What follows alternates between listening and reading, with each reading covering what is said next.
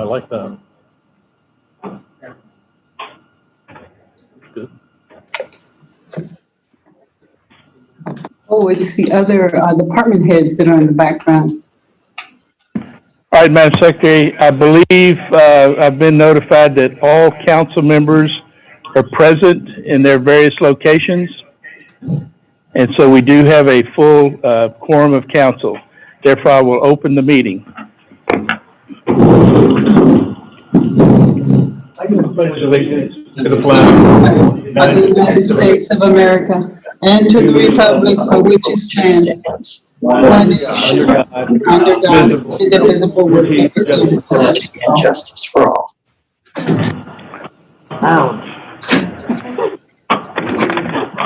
All right, we have no announcements. There's no public or employee recognition tonight, so I will open it up from items from council. Any items from council? Mr. Mayor, I have one. Okay. I would like to pull C2 from the consent agenda.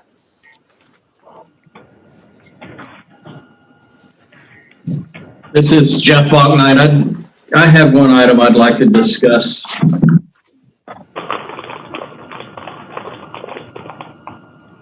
Okay, Councilman Bachnight, please go ahead.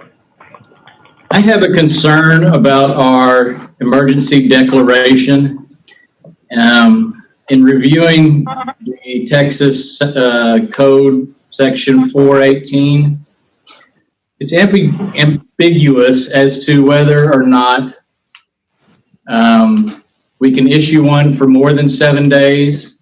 I know the mayor and the judge may not without then a renewal by Commissioner's Court or the City Council. During Harvey, we renewed every 7 days to keep that emergency declaration in place.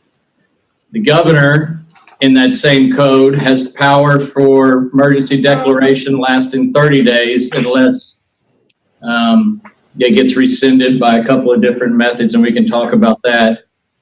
But we've passed by our 30 days and our 7 days, being that you signed the declaration with the judge on the 16th of March, renewed on the 16th by county commissioners and the 17th by city council. So depending on if you look at 7 days or 30 days, we may not have a valid emergency declaration, thereby voiding all existing orders and limiting us to not being able to issue further orders.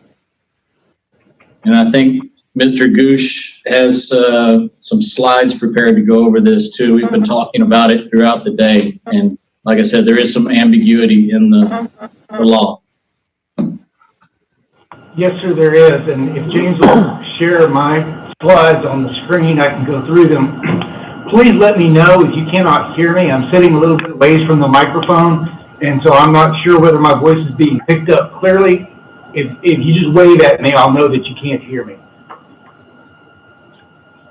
James, have you got slides? Okay.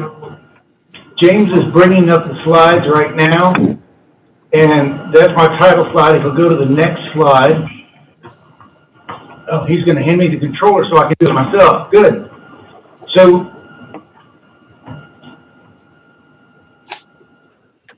I'm clicking.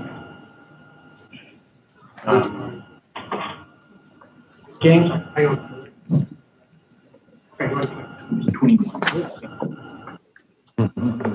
There we go. Okay. So this is the relevant section of Chapter 418 of the Government Code. It's Section 418.108. And it is the section that gives the mayor the right to declare a local disaster. And you see that there's a lot of words. If I can just focus your attention on the following. The presiding officer of the governing body of the political subdivision, that is the mayor in our case, may declare a state of local disaster. And then in paragraph B, it says that a declaration of disaster may not be continued or renewed for a period of more than 7 days, except with the consent of the governing body of the political subdivision. In our case, that's city council. Council members, you will remember that after the mayor signed his declaration of local disaster, we added that to the agenda of a council meeting, and the declaration extension that council approved was an open-ended declaration of disaster that would continue until it was rescinded by the mayor or by city council. And so it continues in place. The ambiguity that Councilman Balknight is talking about has to do with that second paragraph, B. A declaration of local disaster may not be continued for a period of more than 7 days, except with the consent of the governing body.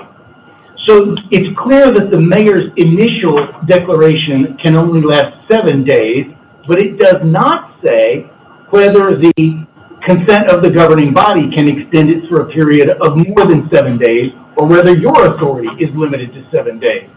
And through our conversations today, Jeff, I hope you don't mind me speaking for you. Not at all. He expressed his position that the governing body's power is limited to an additional 7 days, and we would need to renew it every 7 days thereafter. I put the language up on the screen so that you can see that very clearly. I believe it's very clear that the mayor's authority, initial authority, is limited to 7 days, except when he has the consent of the governing body, and that is not limited to 7 days. I can tell you that I've done some preliminary looking as to what other cities have done, and I haven't checked every city in the state, but I can tell you that the cities of Colleyville, Houston, and Corpus Christi each have extended their disaster declaration the same way that the city of Victoria has for an indefinite period of time, and that the cities of Austin, Dallas County, and Fort Worth each extended theirs for a definite period of time that was longer than 7 days. So it is common practice among city attorneys around the state to extend a disaster declaration for more than a period of 7 days. And it's my position that the existing management orders are valid.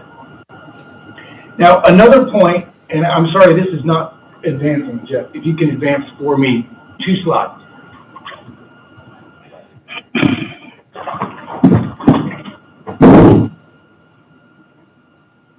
This should be some language from the emergency management plan. One of Councilman Balknight's concerns was that activating the emergency management plan would put in place any restrictions that are located in that plan. And so here's the language from the plan as well. It says a disaster declaration may not be continued in force for more than 7 days unless renewed by the County Commissioners Court or Victoria City Council, which is language straight out of 418. And then the last sentence there says the Victoria County Commissioners Court or Victoria City Council may terminate a state of disaster at any time, which seems to clear up the ambiguity from the statute by saying that that can be extended for any length of time that we desire. And I read that, I read that differently in that it says any disaster declaration cannot be continued in force for more than 7 days unless it's renewed, and looking at the definition of renewed would be another 7 days. So you have to go on rolling 7 days. All right. So in addition to that, let me also, if I can go one more slide forward, James. This is the language, and I apologize, there's even more words here. This is the language that governs the governor's state of disaster, and you can see that his authority is longer than ours. It says in paragraph A, the governor may declare a state of disaster, and then at the bottom in paragraph C, a state of disaster may not continue for more than 30 days unless renewed by the governor himself. He doesn't have to go to the legislature. I put that up there only to show that there is a parallel structure between the mayor's authority and the governor's authority, in that both of them have some limited initial authority, and that afterwards the renewal does not share the same limitation on time periods. In fact, the governor's initial proclamation of disaster on March 13th lasted for 30 days. He renewed that on April 12th, and he did not include in his renewal a termination date of that renewal order. So I believe that even the governor's office is following the same strategy that we're following here in the city of Victoria. And I think that's challengeable because I don't think the intent of the 418 had durations that were open-ended and giving full power to the governor or county judge or mayor to have an open-ended order. And I do realize and recognize that 418, as well as our emergency operations plan, did not envision nor were written around any type of scenario that we're talking about now as far as a pandemic or even epidemic. It's not even in our hazard analysis in our emergency operations plan and never mentioned in this 418. So I don't think that the law is very well crafted to take care of this situation, but at the same time, I don't think it's the intent of the legislature to give that type of power to the governor where it can be more than 30 days at a time. One other thing that Councilman Balknight and I talked about in our phone conversation today that I'll share with council. As we've discussed with other ordinances in the past, you may remember occasionally I have said things to you that once council adopts an ordinance, it is considered valid until it is overturned by a court of law. And I believe that is also true in this case, that, you know, thinking from a belt and suspenders approach, I believe the current orders are valid, but even if I were wrong on that, they would still be presumed valid until they were thrown out by a court of law. And so one way or the other, I'm convinced that the current orders are valid and do remain in place. May I make a point? I don't think they're totally open-ended because correct me if I'm wrong, Mr. Goosh, the council itself could always bring the matter before council and vote to revoke the order, correct? Yes, that is correct. If they choose to, regardless of my position, one way or the other. Is that Yes, correct? Yes, sir. When we crafted the extension of the order, we specifically said in the order that the council could terminate it at their wish. So it's not just the mayor's authority alone that continues that order. If council desires to find that the state of disaster has passed and there are no longer need for emergency orders, then council could vote to terminate the existing state of disaster. And that was my point I was going to get to after your presentation, is that I would like this on the meeting agenda for the next council meeting. Since we don't have it on this meeting agenda, it's really difficult for us to vote on something specific, but I would like to either look at rescinding that or amending it to put a specific date on it. With one point I would like to ask, if indeed it were presumed, and I'm not saying one way or the other because I'm following the advice of council. Is there anything that prohibits me from declaring another emergency like tonight or tomorrow and then compelling council to take action within that 7 days? That's an interesting. Instead of leaving this thing open-ended, if there is any kind of question, knowing what is coming forth and what needs to be done for our community. That is an interesting question. I think it is very clear that if council were to terminate the state of local disaster, the mayor could declare a new state of local disaster immediately, in which case he would again have the authority under the Texas Disaster Code for 7 more days until, or unless council extends that further, right? What's less clear is whether you can stack a disaster declaration on top of another.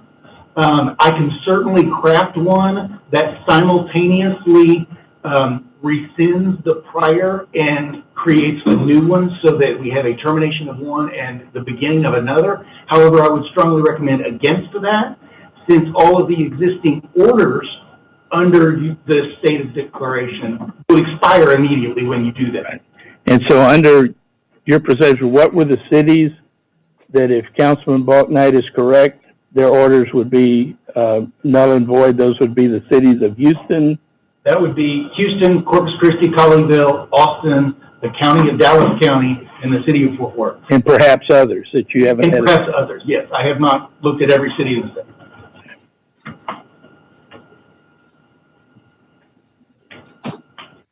So I guess the open-ended question here is whether there is a consensus among council to bring this back on for a resolution at the next meeting. Certainly, Councilman Balknight has requested that it be on the agenda, and we can put something on the agenda, but I think I'd like some guidance from council about what to put back on the agenda. Are we putting a resolution to extend, a resolution to terminate, a resolution to amend with a specific termination date in the future? That's an open-ended question. I need guidance from council on. Well, all I can say from a practical standpoint, having lived the last 6 weeks during this with all of the time and effort that we put in, the fact that one would have to revisit this every 7 days would be very cumbersome in dealing with what needs to be done for our community right now. That's just my observation. If you were looking at it every 7 days, you wouldn't have to reissue orders because you would just be renewing your 7-day emergency declaration. But it would then have to be approved by council. Yeah, we'd be right here in Harvey.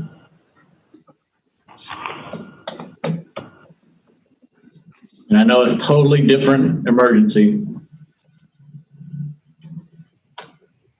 But I think there's been a consensus, there must have been a consensus somewhere between Harvey and somebody checking the legalities of it, because I can't believe all of those major cities would be in error in adopting their orders from a legal standpoint. I would say that, and to the point that Councilman Balknight is making about Hurricane Harvey, those of you who were here will remember that we did come back every 7 days and renew it. That was my decision at that time. That was the first disaster I had been through. I was unfamiliar with Chapter 418 prior to that time, and perhaps if I had been more familiar, I would have followed the same practice that's being done in other cities now. After Hurricane Harvey, I reached out to many of my colleagues as city attorneys and continued the learning practice, and this is what I believe is best practices. So yes, Councilman Balknight is correct. This is different than what we did during Harvey. Thomas, what would it take now that we're aware of this to change it to where in the future we wouldn't have this problem? Because I feel like the mayor. I mean, we spent 6 weeks going in. I'm at those meetings every morning, and it's like, it takes up quite a bit of time. And for us to have to rescind this, I don't think it's right. And I think maybe we ought to take a look at the law. If we need to change it to where it applies to us, I think that's where we need to go. And just, can we just extend it tonight or renew it? I don't think there's anything action to be taken tonight. I'm just requesting that we have something on there to amend the emergency disaster declaration to put a finite date on it. I think that, I kind of thought that's where you were going, but I wasn't too sure. But that date's not tonight because we really don't have it in front of us on an agenda item. This is just an items from council. But what's that date going to be, 7 days or 30 days? Because 30 days would be inconsistent with your interpretation of 418, if I'm reading it correct. That's correct. 30 days is not available to you if Councilman Balknight is correct, only 7 days. Again, Councilman Solis, I do not believe that we need to change anything in order to allow the current declaration of disaster to continue indefinitely. Okay, well, I agree with that. But we can still go back and take a look at 418 and see how it applies to us. And if we want to change something or we want to add a definite date, we can do that at the next meeting and not necessarily, have to rescind it and then re-vote on it again. No, just amend it. And if if everyone agreed with me, which probably not everyone does, and we were just meeting on a 7-day rolling deal just to come in and vote and say, yes, we want to renew it for 7 more days. But I just don't think the intent of 418 was to have that much power consolidated in the person making the emergency declaration that has no end. You can But it does have an, it has an end if you as council decide to meet and rescind it. That is the end. And you have that power. And you can ask for a meeting. And You I'm can not ask for a saying this, meeting at any time. and I'm not saying this is the case. I'm just saying that I think it lends itself to a government power grab, and I'm not saying that's the case that's happening right now.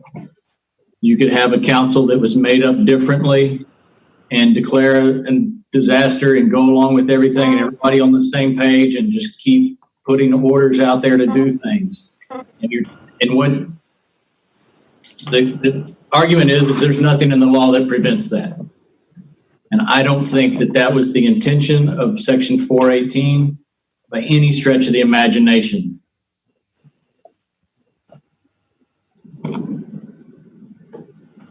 But again, if you're correct, then the city of Houston, Austin, Corpus, Fort Worth, and numerous others are operating outside the bounds of 418 as you interpret it.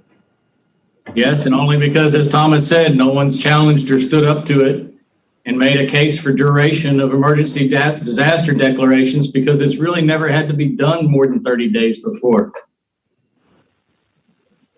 What would you like on the next agenda? A resolution to amend the emergency disaster declaration with a date of 7 days past our next meeting, that we can choose to renew it. Isn't that what it says right now? That's my opinion, is what it says right now, but it's not Thomas's opinion. Right. And Jeff, to be clear, logically, if you're having a motion to amend the current order, then you're conceding that it is valid today, right? I can't. And if We had not, this we have a discussion problem. before. We had this discussion before. It's ambiguous. I don't have anything on the agenda tonight. It's my belief that it's not enforced, it's not in effect. But as you have stated, without it being challenged, it still stands in force.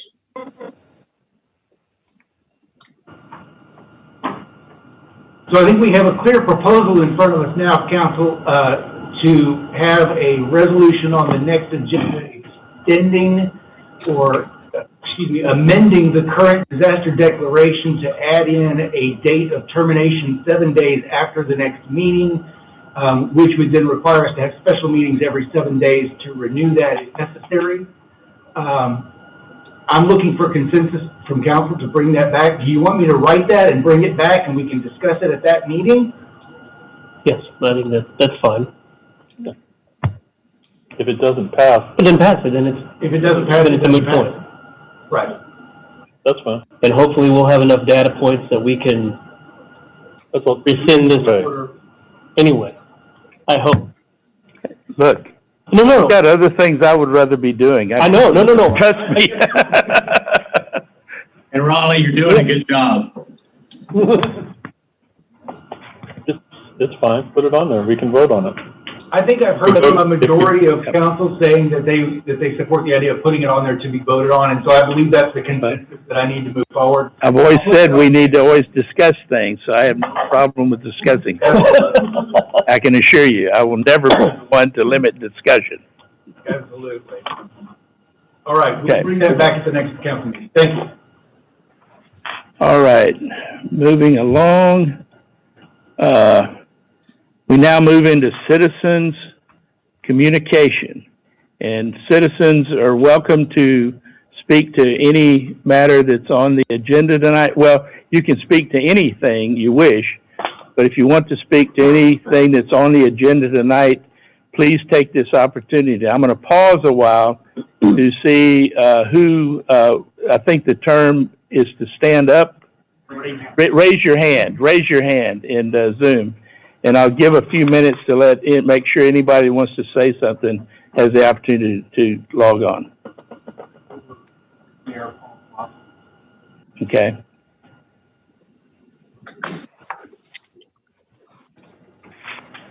Hello. Hello? Am Mayor I? Pelosi?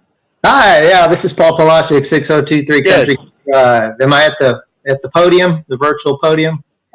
Yes, you would you like to take your seat again? No. You're doing fine with that. But want to make sure I didn't get in front of anyone. And yeah, I haven't been. I guess this is the first time to speak to all of you since I left there. Before I say anything, I just want to thank you all for serving, all of you. I know what it means, especially to serve, whether people agree with you or disagree with you or whatnot. You can't make everyone happy. So I mean that. Thank you all for what you do for our community. I'll be very brief. I want to speak to E1, the 380 agreement.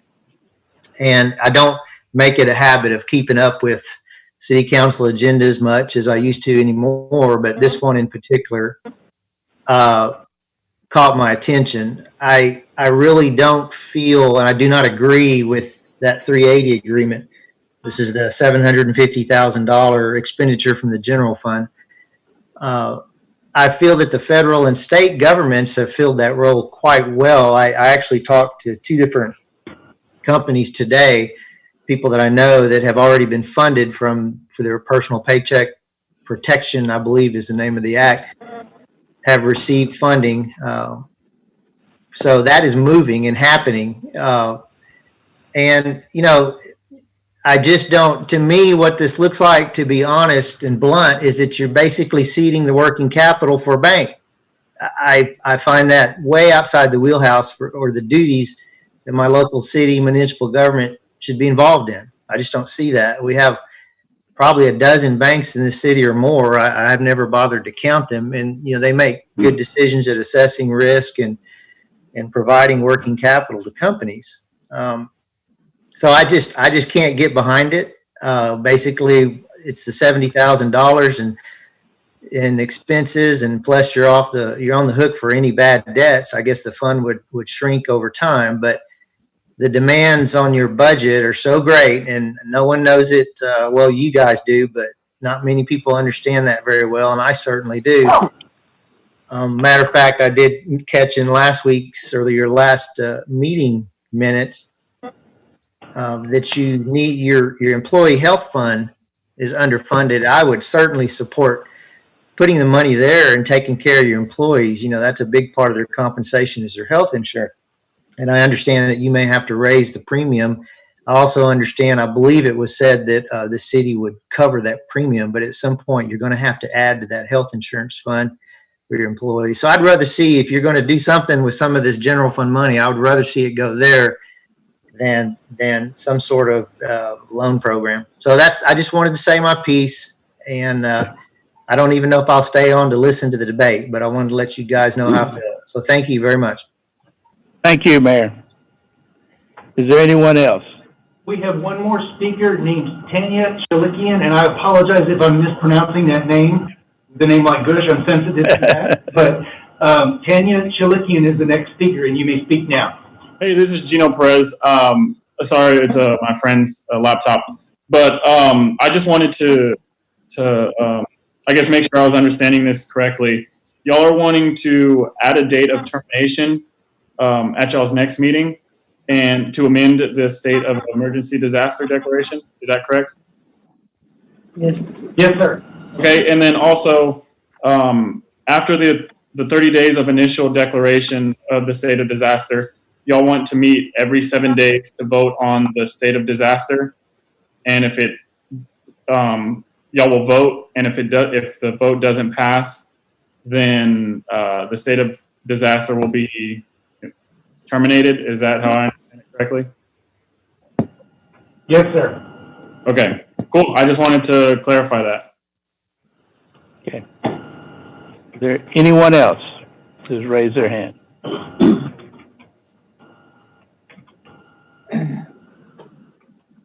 Okay, so we have no further people under citizens communication. We will now move into our consent agenda and minus C2. So there are 3 items remaining on the consent agenda. They are first, adoption of the minutes of April 7th, 2020.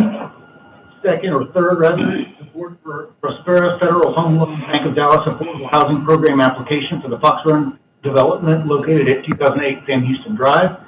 And fourth is a denial of the EP's rate increase. So move. Second. Jan Scott, second. We have a motion and a second to approve the consent agenda minus item C2. All those in favor say aye. Aye. Opposed, same sign. Item C2 is a request to waive the City of Victoria fees for 311 East Constitution Street. Julie, are you there? Yes. I move we adopt item C2. I second it. I have a motion and a second to approve item C2. Any discussion? Yes. Jan Scott. Yes. I would like this approval conditioned on the amount of the fees that we're waiving being credited back to the long-term recovery group. By the way it's written up right now, it's not clear that those funds will actually flow back. It looks like it could get stopped either at the county level or at the developer level. So I'm simply proposing, I'm trying to find the resolution here because I think the resolution says that it's waiving the building and permit fee for the portion of the building located at 311 East Constitution owned by the Victoria County Long-Term Recovery Group. From what I'm reading, I don't believe they have any ownership in the building. And so, again, I'd just like the waiver, the fees to be conditioned on going back to that group. My understanding that the fees are waived, there is no money coming from anybody to be returned to anybody. Well, the developers are responsible for the fees according to the write-up. That doesn't necessarily, I don't know the terms of the project. If it's a turnkey project, it wouldn't automatically flow. The savings would not be flowing through. Mayor, may I address that? Yes, please. This is John Johnston. I'm the county engineer for the County of Victoria. This project is being funded by the county. It's a county-owned building. Long-term recovery has a lease to occupy that space for approximately 10 years. This money that's funding this remodeling and renovation of this facility is through several grants the county has secured. By waiving these fees, that would avoid expense by the county who is paying for this development and remodeling of this site.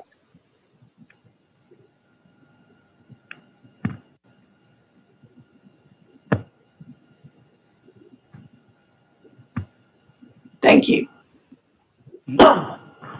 Any further discussion?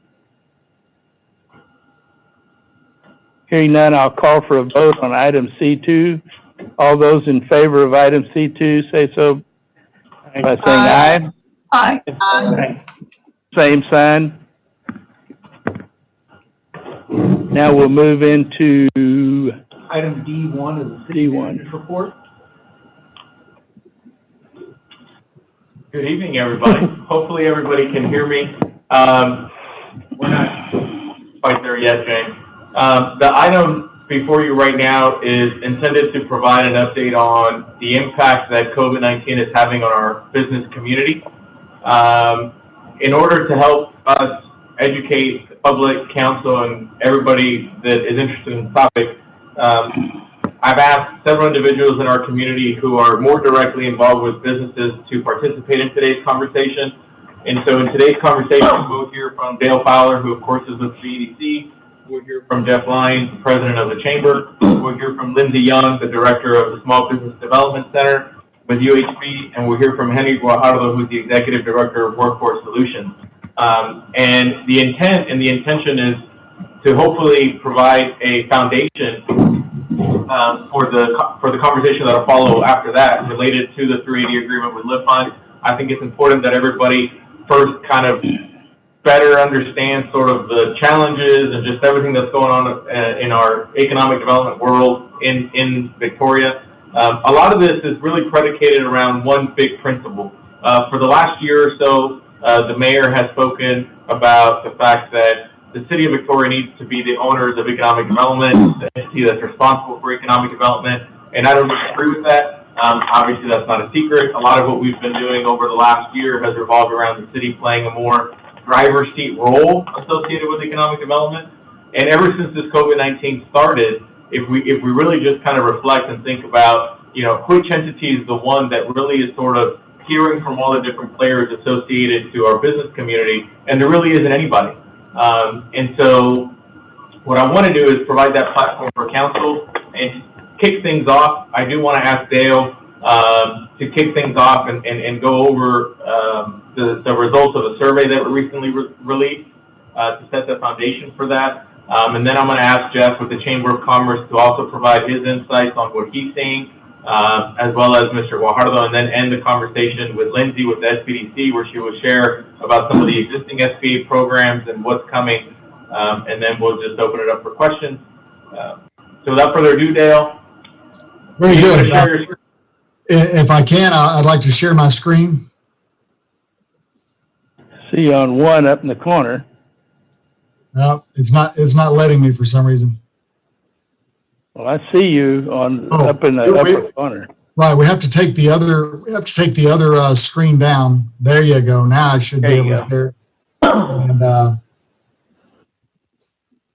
so this is, let me just give you a very brief background, but we had the opportunity to come together with the Corpus Christi Regional Economic Development Corporation several months ago to plan a first-class regional conference on opportunity zones.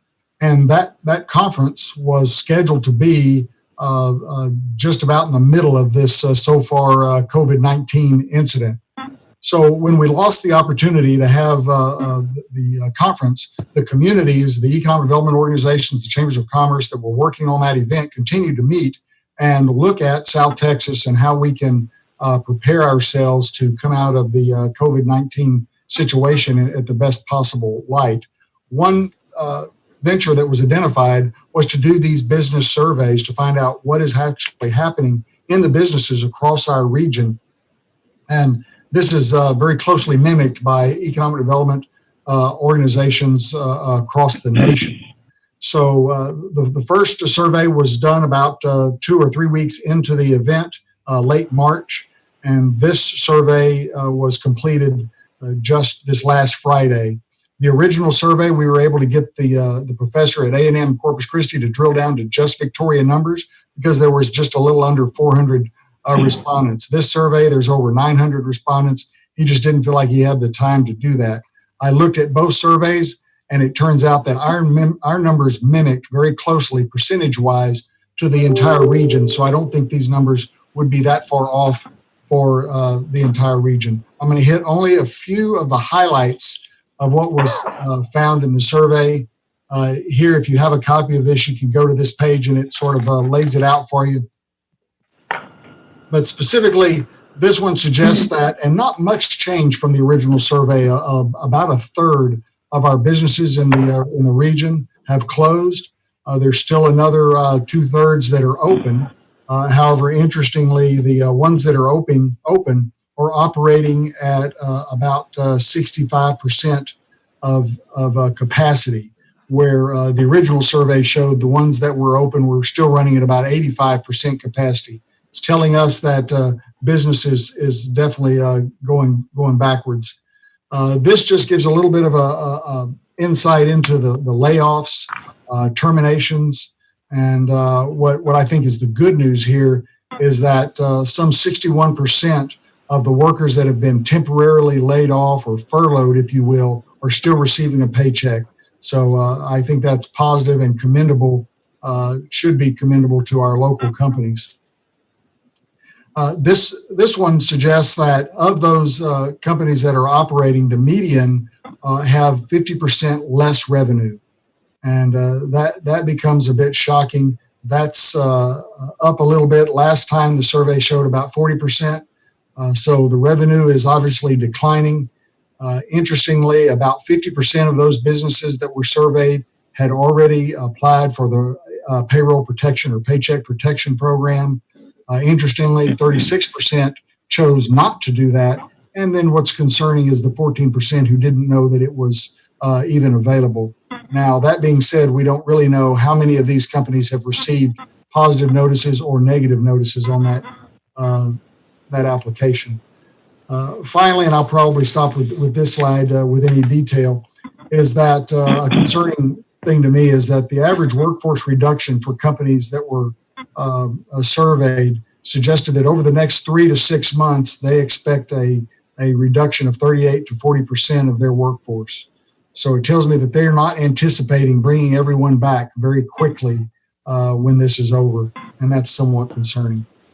There's just a snapshot of the overall region. Again, it's a pretty large region of South Texas, what we call the Coastal Bend and the Golden Crescent together. Again, the first survey, the numbers mimicked percentage-wise the Golden Crescent or the whole region. So I'll be glad to take questions if there are any. Dale, of those people that applied, we don't know what state their application was in, did you say? Exactly. We don't know because our survey ended last Friday, and I think that it was just that's about the day people were getting their notices and the money ran out. Yeah, that's my point. The money ran out. So there's no more money in that fund right now unless, I understand, I saw this morning that they were trying to come to an agreement. I'm not sure whether they've done that or not, and I don't know how quickly, once they agree, that money would be back in the pipeline. Well, and I did speak to the Congressman's office, Congressman Cloud's office earlier today. He's there now or on his way. They're anticipating a vote this week. So hopefully that does happen, but you're right. We don't know how quickly that's going to be put back in the pipeline. Senate voted tonight. Oh, good. Thank you. Any specific questions for Dale? Since he kind of ended on workforce, it might be a smooth transition to talk about workforce. Henry, can you hear us? I need to unmute yourself. Before Henry says something, by the way, I do want to give credit to the Small Business Development Center and the Chamber of Commerce for helping us get this survey out, as well as Henry's organization. Victoria had a very high representation for the whole region, so thank you.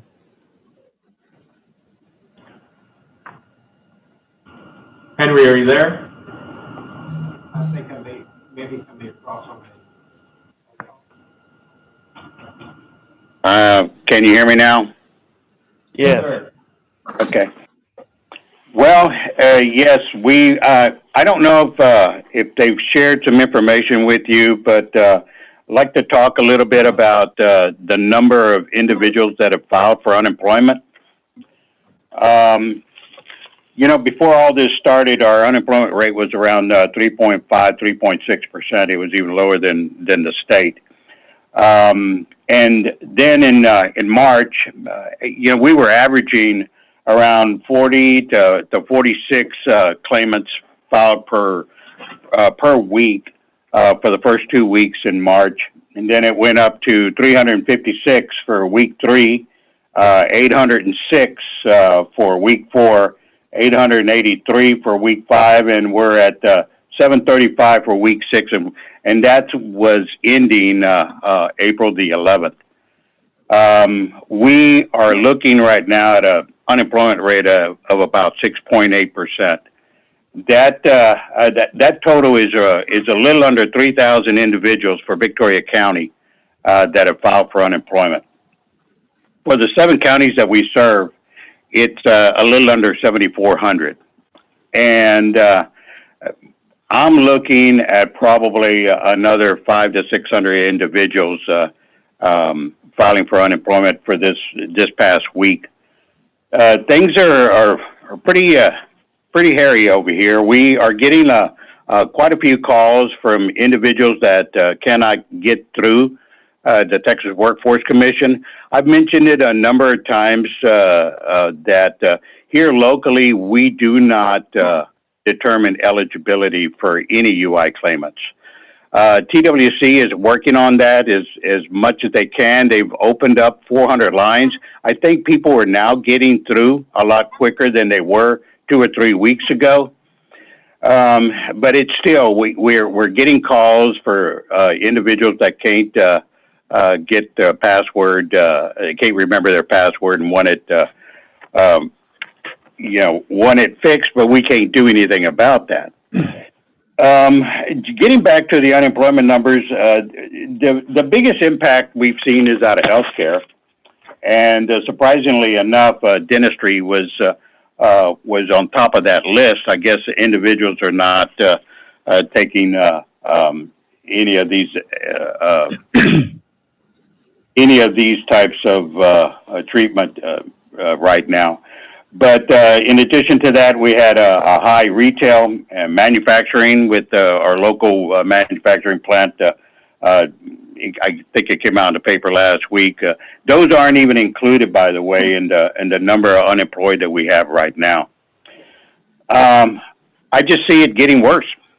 We do have some job openings, but not nearly enough to talk about. They're just not hiring any individuals right now. I don't know where it's going to be later on. I do believe that as things get better, these small businesses and industry as a whole is going to start hiring again, but not anywhere near where we were before. That concerns me. I don't know what's going to happen if we're not at full employment anymore. We could possibly see individuals moving to other areas for jobs. I wish I could share some positive, but we've never experienced anything like this. I've been through the Great Depression in 2007, 2008. We received quite a bit of funding. We trained a lot of individuals, but it took a little while for us to get back on our feet and get people employed again. Then we had Hurricane Harvey, and that really turned around within weeks. So those two incidences are not anywhere near what we are looking at right now or what we've been through and what we expect to go through over the next couple of weeks. That's I'm open to any questions you may have about what I've just commented on. This is Jeff Balknight. Could you guess on what you think the final unemployment rate might end up being at the worst? I'm thinking double digit. The numbers that I shared with you were over the last 6 weeks, ending on April the 11th. That total for Victoria County was really around 2,866 individuals, and it doesn't even include some of those that were laid off here recently out of the manufacturing sector. I would think that we're going to be pretty close to around 4,000. So when you and count, that's out of a labor force of around 40,000. how does the unemployment rate take into account furloughed workers versus unemployed workers laid off? Is there any distinction? No, there isn't. Furloughed those that are furloughed, we don't know when they're going to go back to work. I do know that there was a manufacturer who said that possibly 2 weeks from now they would bring them back, but that's a week away, and I'm hoping that happens. But I still think that that's more of the exception than the rule. Thank you.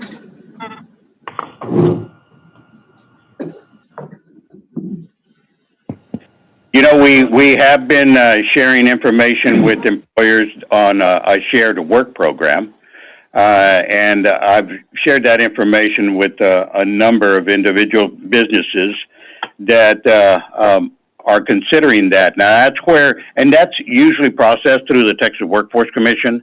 That allows a business to maintain and hold on to their employees, and part of their pay is through the unemployment insurance. So an individual working 40 hours a week, 20 hours would be paid by the employer and the other 20 out of their UI claim. What we are seeing now is UI claims are now going into the pandemic unemployment assistance program, and that's individuals that are self-employed, contract, gig workers, and those will be hitting this labor numbers quite a bit here in the next couple of weeks.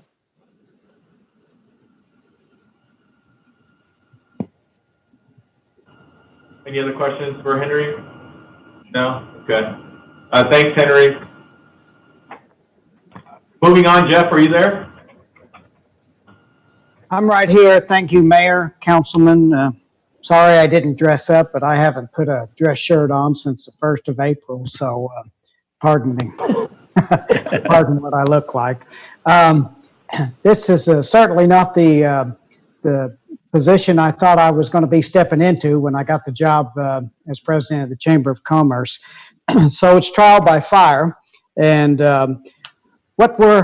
this is an uncontrollable situation that we try to express to our members that just right now we're dealing with what's presented to us. What we're working on now is looking forward as we progress out of this and trying to figure out campaigns of the way of putting dollars back into our local economy just as fast as we can once some of the quarantines are lifted and we can move around. Yesterday, for a brief period of time, through the U.S. Chamber of Commerce Foundation, we participated in a Save Small Business. It was a $5,000 grant unencumbered that was being offered. Unfortunately, the site crashed about 45 seconds prior to us even going online. I heard from a number of businesses that were having difficulty getting in. We've reached out to the U.S. Chamber of Commerce to try to see if any of our locals were funded this way. At 9:50 last night, as I was checking in, I was doing it constantly. We showed that they had met their capacity and were not funding any more at this time. I'm not even sure on how much money the U.S. Chamber of Commerce was even offering, so we didn't know, and I don't know how much money was released overall nationwide. That's a lot of businesses, I'm quite sure, that were trying to participate in this. We have established communication that is open up to the public through a Facebook page that we set up called Together for Victoria. We mainly started it for restaurants, but we have a number of other retailers and different kinds of businesses that are looking to hire, businesses anticipating reopening as we progress. Right now, it's restaurants that are doing curbside, that are just trying to continue with their business. Some of the restaurants I did communicate with over the past few weeks, they have indicated that they're busy, shorthanded, of course, but certainly not doing the volume that they're used to, but they are moving cash and feeling fortunate right now that the public is being so supportive. We're just trying to stay in communication with VEDC, sharing as much as they can share with us, that we can share with our chamber membership, as well as SBDC the city and county liaison team that we're participating in, of course, TWC. We're updating as much as possible. We're looking forward to getting out of this. We haven't had any just overall doomsday concern, but everybody is they're ready to go back to work. They're ready to put as many people as they can back to work, and we're hoping we can emerge quickly on this. That's all I have. Thank you. Jeff. Anybody have any questions for Jeff? Okay, Lindsay, are you there? Yes, sir. Can you hear me? Yes, ma'am. Take Okay, it away. great. All right. Well, first, I wanted to give a short overview about the SBDC. For those who aren't familiar, our center is a part of a nationwide management assistance program that serves the small business community. And it's in a cooperative effort with the U.S. Small Business Administration, or SBA, private sector, educational community, and federal and state local governments. And what we do is provide at no cost confidential counseling, training, and technical assistance to existing and startup businesses in an 11-county region, with Victoria being our largest territory. In addition to the one-on-one counseling, we also provide training and workshop programs, which are mostly at no charge. So when people become clients of our SBDC, our number one goal is to create long-term relationships. And so we log hours with them and work with them individually, similar to billable hours, but we never charge our clients. Everything we do is at no cost because of the way that we are funded. The information we track with businesses range from capital investments, number of jobs, sales, and a number of other items. And we're goaled by SBA in order to achieve certain numbers, which maintain our funding and keep our services at no cost to our small business community and our territory. So when a disaster occurs, this is, for our center, the second major disaster, or the number one major disaster, but the second one that we've experienced. We transition from working with clients on startups and expansions and certain projects to executing disaster-related services. And so we're activated, if you will, to be on the front line for small business recovery and trying to work with our client base and new clients to get them up and running as quickly as possible. So in doing that, we promote the EIDL loan, and that's the acronym. It's the Economic Injury Disaster Loan funded by SBA. And that is a working capital loan that we've all heard about. There were 2 to 3 revisions on that application portal. So we had clients that applied under one of the early portals and were forced then to reapply to ensure that their application was properly received. And then shortly after the rollout of EIDL, we saw the rollout of the Paycheck Protection Program, which is known as the Triple P, or the PPP program, and that is under the CARES Act. That is a forgivable or potentially forgivable loan for funds that are utilized to restore jobs. And thanks to our local bankers and programs like LIFN and other micro lenders, those have been able to be rolled out. We have spoken to and worked with approximately 80 businesses since the start of COVID-19, and each have applied for at least one of the loan programs, if not both. And to my knowledge, we've not had a business receive in full their EIDL funding, but they have started to receive their advances, which are up to $10,000, but based on the number of employees that they have. And again, thanks to our micro lenders and our local lenders, we have started hearing from clients that they are receiving funding on their triple Ps, which is amazing, and hopefully we'll be able to restore jobs. Some of the things we're seeing are businesses trying to think outside of the box. We've heard, and I know we've all heard about ways to maintain revenue by doing curbside services and things of that nature. Some are sustaining based on that, but it's not a long-term fix, of course. Some of our clients and old and new clients have sufficient cash flow and supply chains to remain in business, while others do not have those luxuries. We've seen businesses already turn to layoffs, and we're hearing of closures. And ultimately, it's a really scary time for our small business community, not just in Victoria, but in our 11-county region.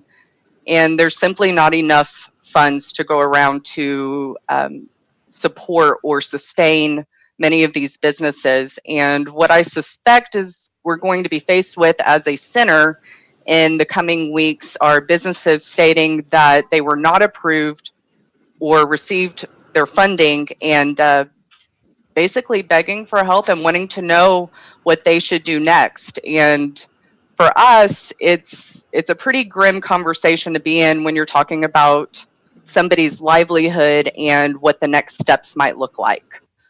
As far as I have some numbers specifically to Texas for the EIDL program and the Triple P, I reached out to our SBA district office in San Antonio, who we have a very close relationship with, trying to get specific numbers to Victoria County or even the city of Victoria, and they did not have those numbers available, but they sent, in lieu of that, they sent numbers specific to Texas, and I was just going to report those out to council. For the EIDL program, SBA is reporting about 1,200 approved loans at an amount of $263.5 million in total. The advances that have been pushed out are approximately 63,000, with a total amount of about $287.7 million. And the Triple P program specifically for Texas, there have been about 134,000 approved loans for a total of over $28 billion.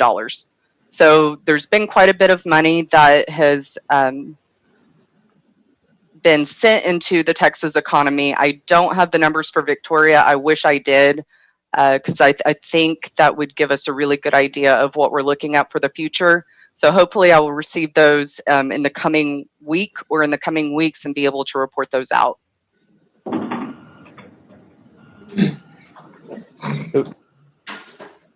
The one question I might have is, even with the influx of all of this money, and they sound like big numbers because there's a lot of people applying for them, is it enough money to fill the gap? It appears as though it may not be. And I just want to clarify that. I think the easy answer is no, it's not enough money. I think that's yet to be totally determined, since not all of the loans that are going to be funded have been funded yet. Although they are out of money, they're still processing, and there's still numbers that are being accounted for. But it's simply those two programs alone simply are not enough to go around. So micro lenders and smaller people are more adept at reaching out to certain parts of our community that are most vulnerable? I think that would probably be a question better suited for the Lift Fund group that is on the line. In our experience, we have had extraordinary luck and an extraordinary relationship, specifically with Lift Fund, with our small business community. Okay. That's all I have. And we do plan, obviously, Lift Fund's on the line, and we'll get to a presentation from them, and they'll be available to answer any questions that you might have. And hopefully, Lindsay, you can stick around for that conversation. Absolutely. As well. Yes, I'd be happy to. Any questions for Lindsay? Okay. Did everybody get the new numbers on what's been voted on at the federal level? about the 484 billion.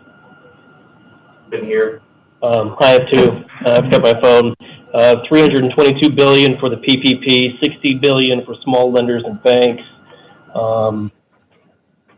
60 billion for the EIDL program, 75 billion for hospitals, and some additional funds. Just wanted to throw that out there. Good. That there is money on the way. I can't say that it's enough. Yeah, no, and I think everybody expected Sure. that Congress would act on another bill. But like you suggest, there's just a lot of unknowns. There's Sure. a lot of question marks. And, you know, there's a lot of people who applied, went through the process, and didn't get awarded, and so they're already kind of in a queue, if we want to call it that. That's where I stand right now. Yeah, yeah. So you're in the queue, and we know of other businesses that are in the queue as well. And Listen could actually speak to that once we get to it because of that recent partnership that they have with the state associated with the PPP. And so we can always get their insights once we get there. If there aren't any other questions, I think I'm ready to move on to the next item. I don't know if you want to read it or. Yeah, I'm sorry. Yeah, absolutely. This is item E1, which is to approving a 380 agreement in an amount not to exceed $750,000 with the Fund Incorporated for a small business recovery program. Okay, I do have a presentation. Hopefully that'll pop up.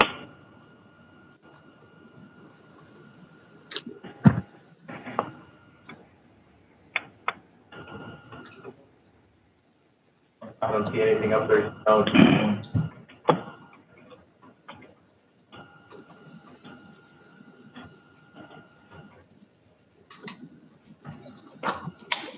Nope. The recovery program.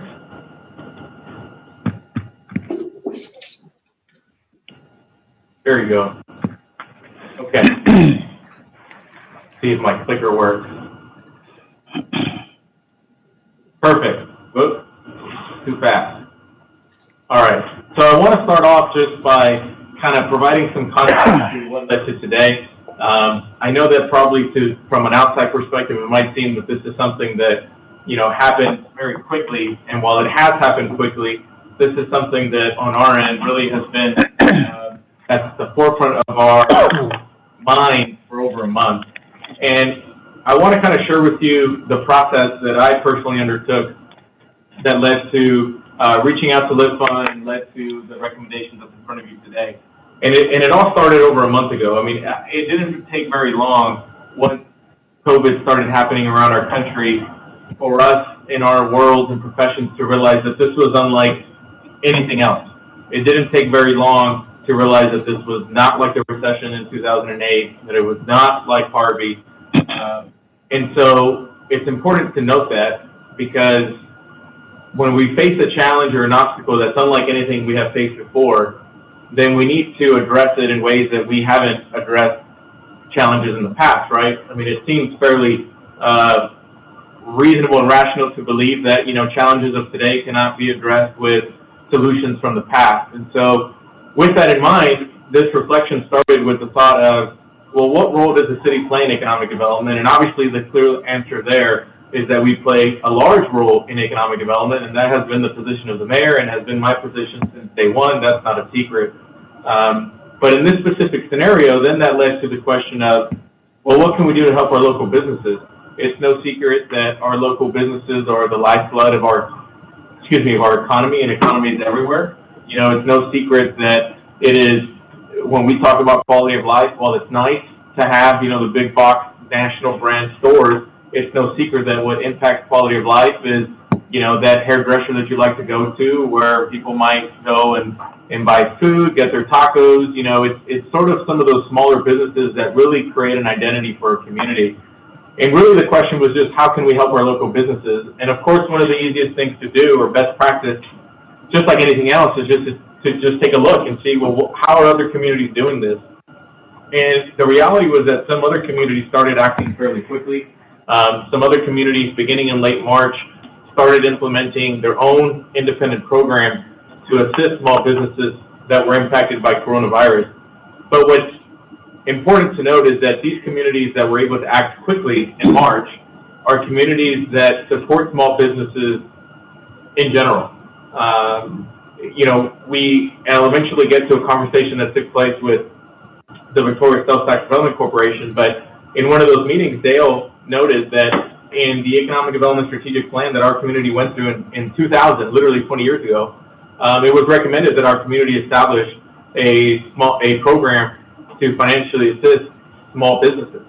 And so it literally has been almost 2 decades before anybody has really considered that recommendation that stemmed that long ago. And so from a competitive standpoint, outside of coronavirus, communities step up and provide that level of support for small businesses, and those communities were the ones that naturally been able to assist quicker because they have existing structures. And I'll get to explaining one of those here shortly. So the next logical question for me to reflect on was, well, what are we structured and capable of implementing with the reality that we don't have an ongoing program?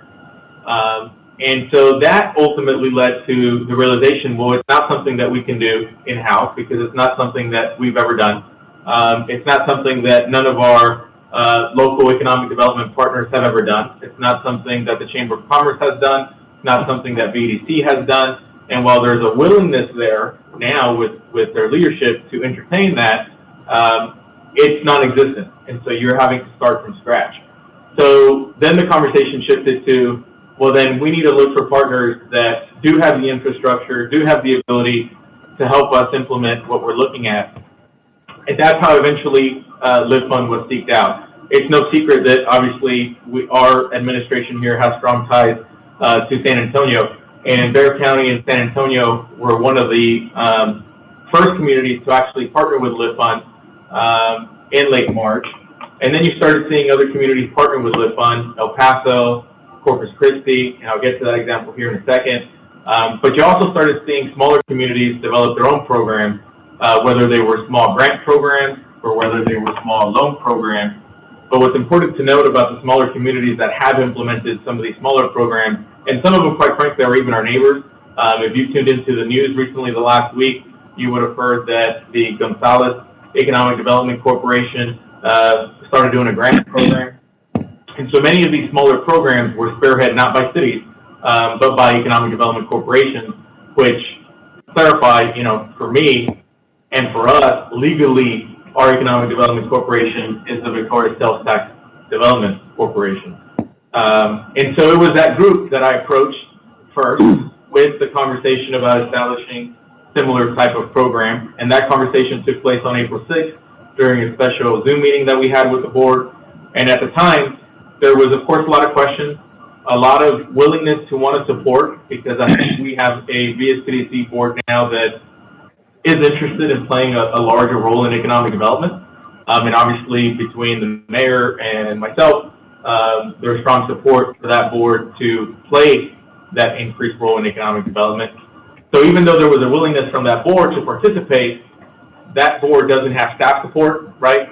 And so again, it begs the question, well, who's going to do the work? Who has the structure? Who has the funds to kind of do that? But then there were other issues that came out of that conversation, and those are some of the limitations that I note at the bottom of this slide, which is, and you all are familiar with this, that anytime the VSCDC funds anything, it has to go through a process of a resolution of support adopting a project. There is a 60-day waiting period, and then there also has to be a connection to primary job. And this particular event, of course, is impacting not only primary jobs, but every job, right? I'm not sure that while it could be argued that, the hairdresser, the nail salon attendant, is a job, does it fit the traditional definition of a primary job? Maybe, maybe not. And while we felt that we could have gotten there with that, because clearly other EDCs have, it would have taken time.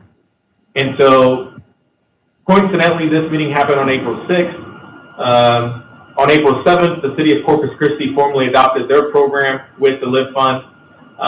And we also have very strong connections with the administration with the city of Corpus. Many of you recall that their city attorney used to be the city attorney here. And I think I've shared stories about how their current city management team and our administration here work together at the city of San Antonio. And so it didn't take very long for us to make those connections with Corpus and just ask basic questions. How did you do it? How did you figure it out? how were you able to establish this program? And really what we ended up finding out was that they entered into collaboration with their Economic Development Corporation. In their particular case, it was a type A, but the model was similar to what we're proposing here today. And what they chose to do was to say the city of Corpus Christi would take $2 million from their street fund to fund this program with LIFT fund, and in exchange enter into an agreement with the EDC, for the EDC to fund that street project. And clearly that street project is an allowable expense under allowable expenditures of EDCs. And while their situation was slightly different, that concept we held on to and said, well, what if we applied a similar concept here? So we called a special meeting with the VSCDC on April 10th, and we shared a proposal where we would take, and that's the proposal that's in front of you today, which is that we would take $750,000 from an account in our general fund that is dedicated for park projects to fund this relationship or this grant to LIFT fund. And next year, we received verbal commitment from the VSCDC board that there would be consideration in funding a park project out of that fund, which is an allowable expense. And park projects have been funded out of sales tax revenue corporation dollars in the past. And so not only was there precedent there for us to do that, but there was a clearly laid out path that Corpus Christi set out that would eliminate the 60-day waiting period and would eliminate having to argue what's a primary job and what's not. And so ultimately, that's what we're recommending today. And I'll go through several slides of this. I won't repeat this because this is what I just pretty much verbalized now. But what the program would look like is as follows, and the proposal was included in the packet, and so I'm just going to hit some high points. But there's an opportunity for folks to receive loans up to $25,000 for a maximum of a 3-year term. There's also a caveat in there that for loans up to $15,000, that those are, I believe, 2-year terms. They would be 0 interest, and there would be a 120-day deferral of first payment or 4 months, which obviously gets us hopefully to a point where our economy is a little stronger. And none of us can predict the future. And so I don't think any of us can really with certainty say that 4 months from now, things will be in a place where businesses can operate better. But obviously that's all the indications we have is that 4 months from now, there at least will be an improvement from what we see out there today. We'll get to a little bit of the details of the cost and things of that sort. But there is a 5% commitment fee paid for by the borrower. And if we took the amount, and I'll break it down here in a second, but the grant is $750,000, where $70,000 goes towards LIFT fund, and $680,000 is left for loans. If we took an average of $20,000 a loan, that could help up to 34 businesses.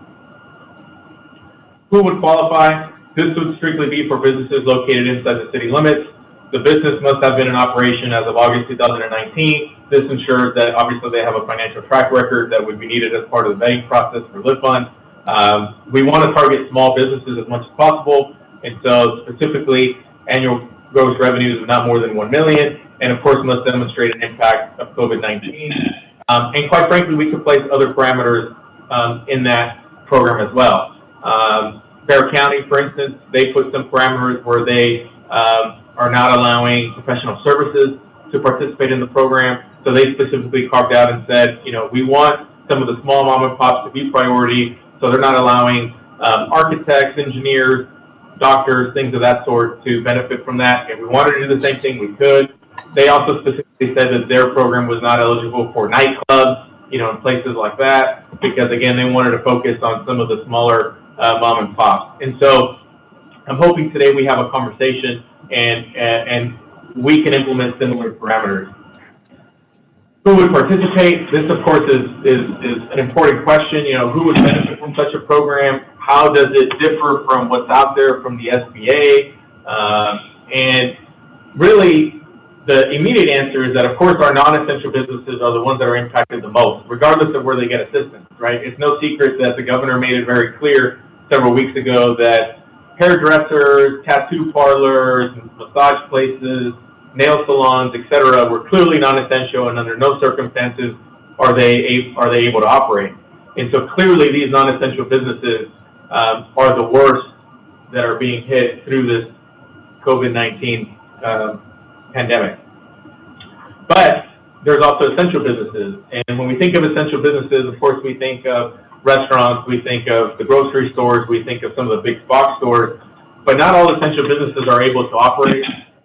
It's very easy for us to assume that if you're a restaurant, you're operating because you can sell food, but the reality is not all restaurants in town are actually open. Not all restaurants in town have the ability to do drive-through, have the ability to do curbside. And so even though we have essential businesses that could operate, some of them are not able to. And even the ones that are, they're being impacted by seeing a decline in their operation. The survey results that Dale went through clearly showed that the respondents from the survey were seeing a decline in revenues. And so that is a reality that we can't ignore. But other things that are also of note is that we also oftentimes think of overhead as payroll, which obviously payroll to any organization is its biggest expense. But the reality is that businesses have other expenditures related, rent, lease, that's not going away. They might be paying on equipment.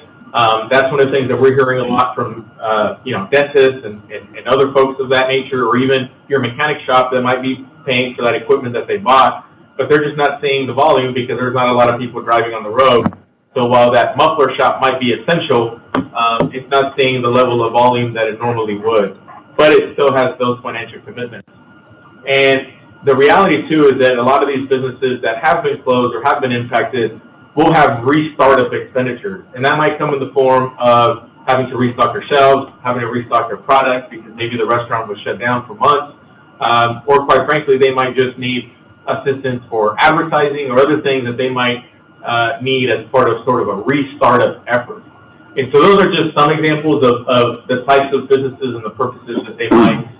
And on the SBA side, yes, there's a PPP program where a certain percentage can be spent on payroll. Some of it doesn't necessarily have to be. And so there's limitations with those programs, even though, yes, they are out there. The specific terms of the agreement that we're recommending with Lift Fund, as I mentioned earlier, $750,000 grant to Lift Fund to provide these loans for a total amount of $680,000 over a 3-year period. $70,000 would go towards interest buy down, overhead and administration. One of the things to note on here is that even though it's for a 3-year period and in essence allows Lift Fund up to 3 years to loan these dollars, trust me when I say that these dollars will go quick. In other communities, they literally have gone in a number of days, a number of weeks, and so we literally do not anticipate, coming anywhere near this 3-year time limit that the legal agreement is worded.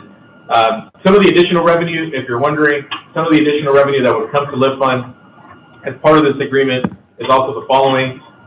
They're committing to raising $70,000 from additional sources to help offset the administration expenses of the program, and also to offset some of the defaults that might come from the loans. They do that as a part of their regular operation. There are foundations out there and other grants that they get from the government to kind of help offset some of that.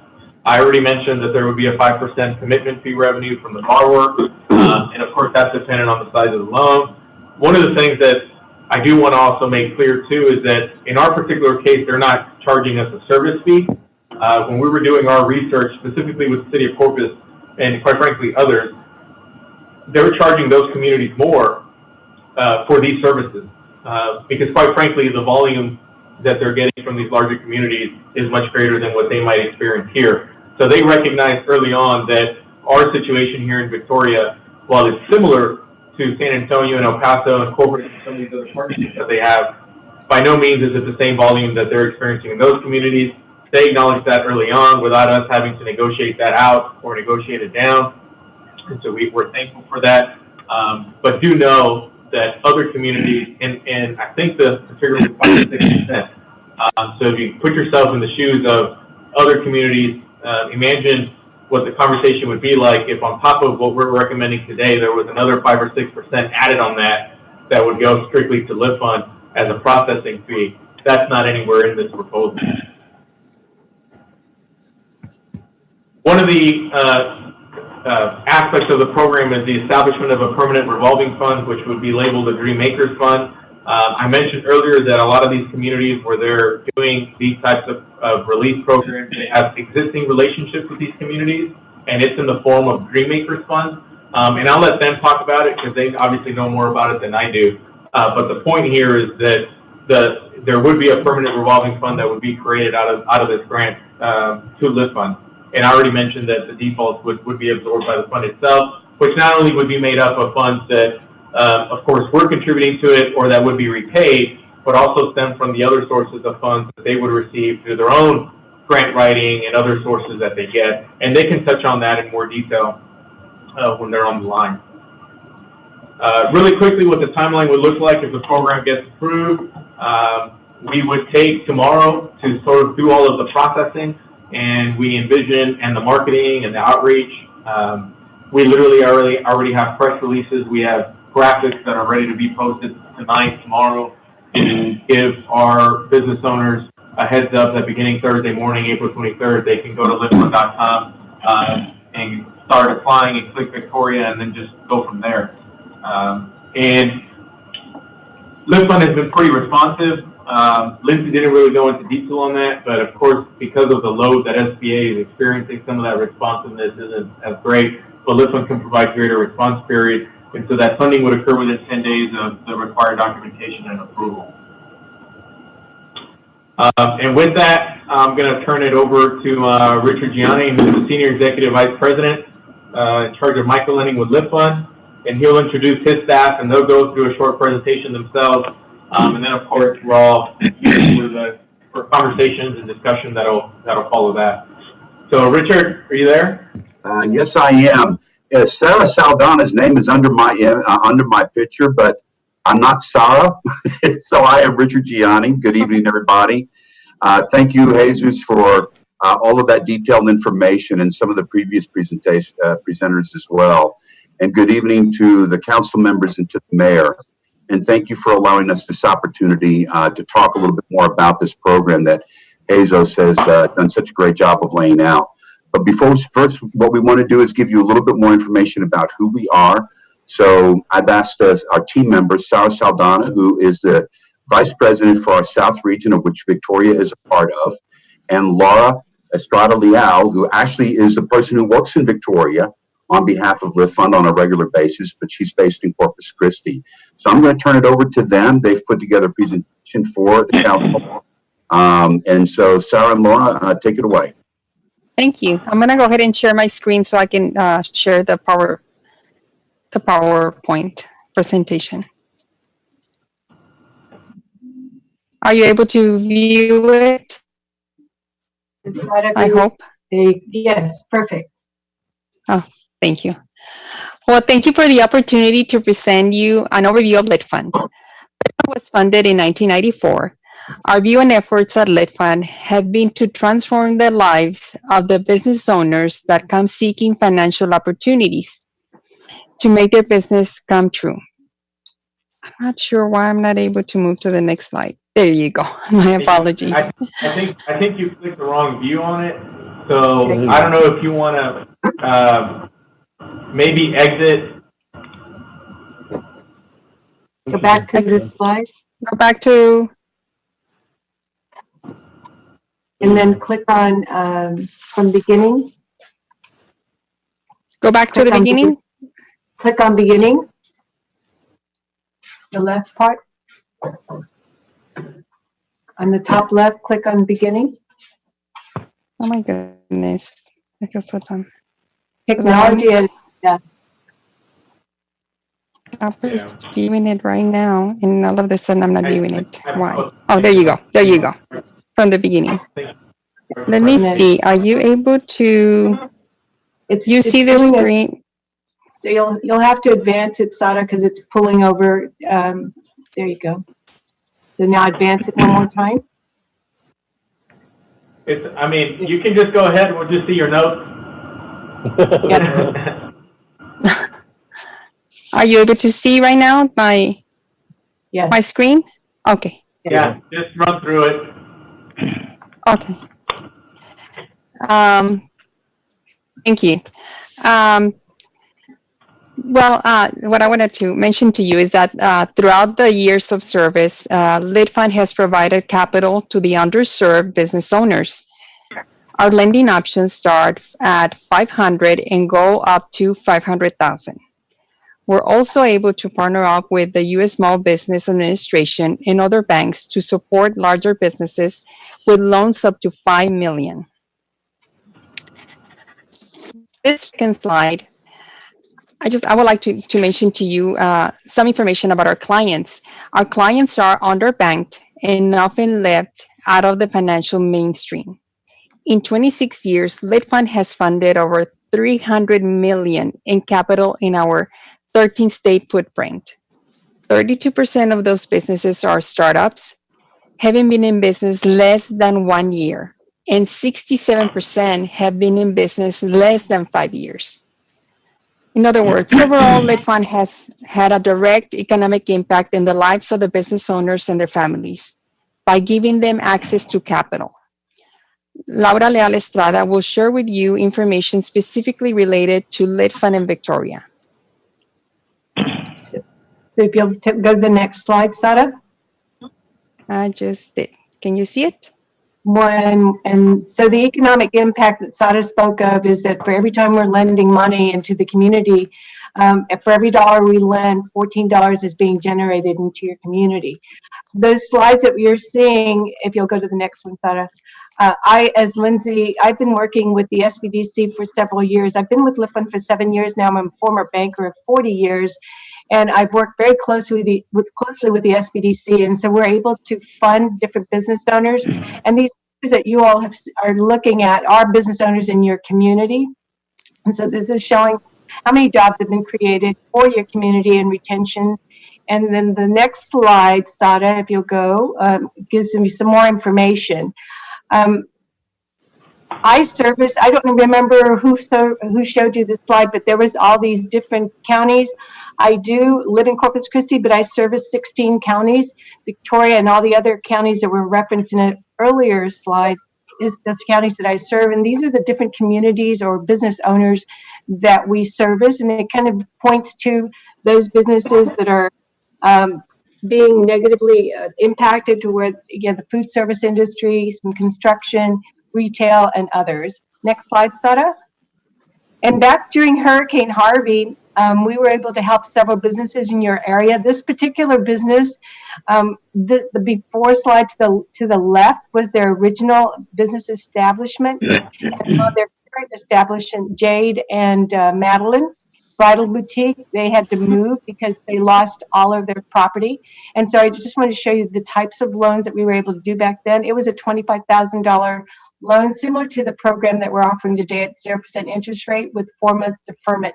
And the loans that we were able to provide the business communities during Hurricane Harvey in your area, it really helped them as a way to, as they were waiting for insurances to be paid and all the government processing of the SBA paperwork, we were able to help them transition because of that 4-month deferment. $25,000, very similar to today's standards.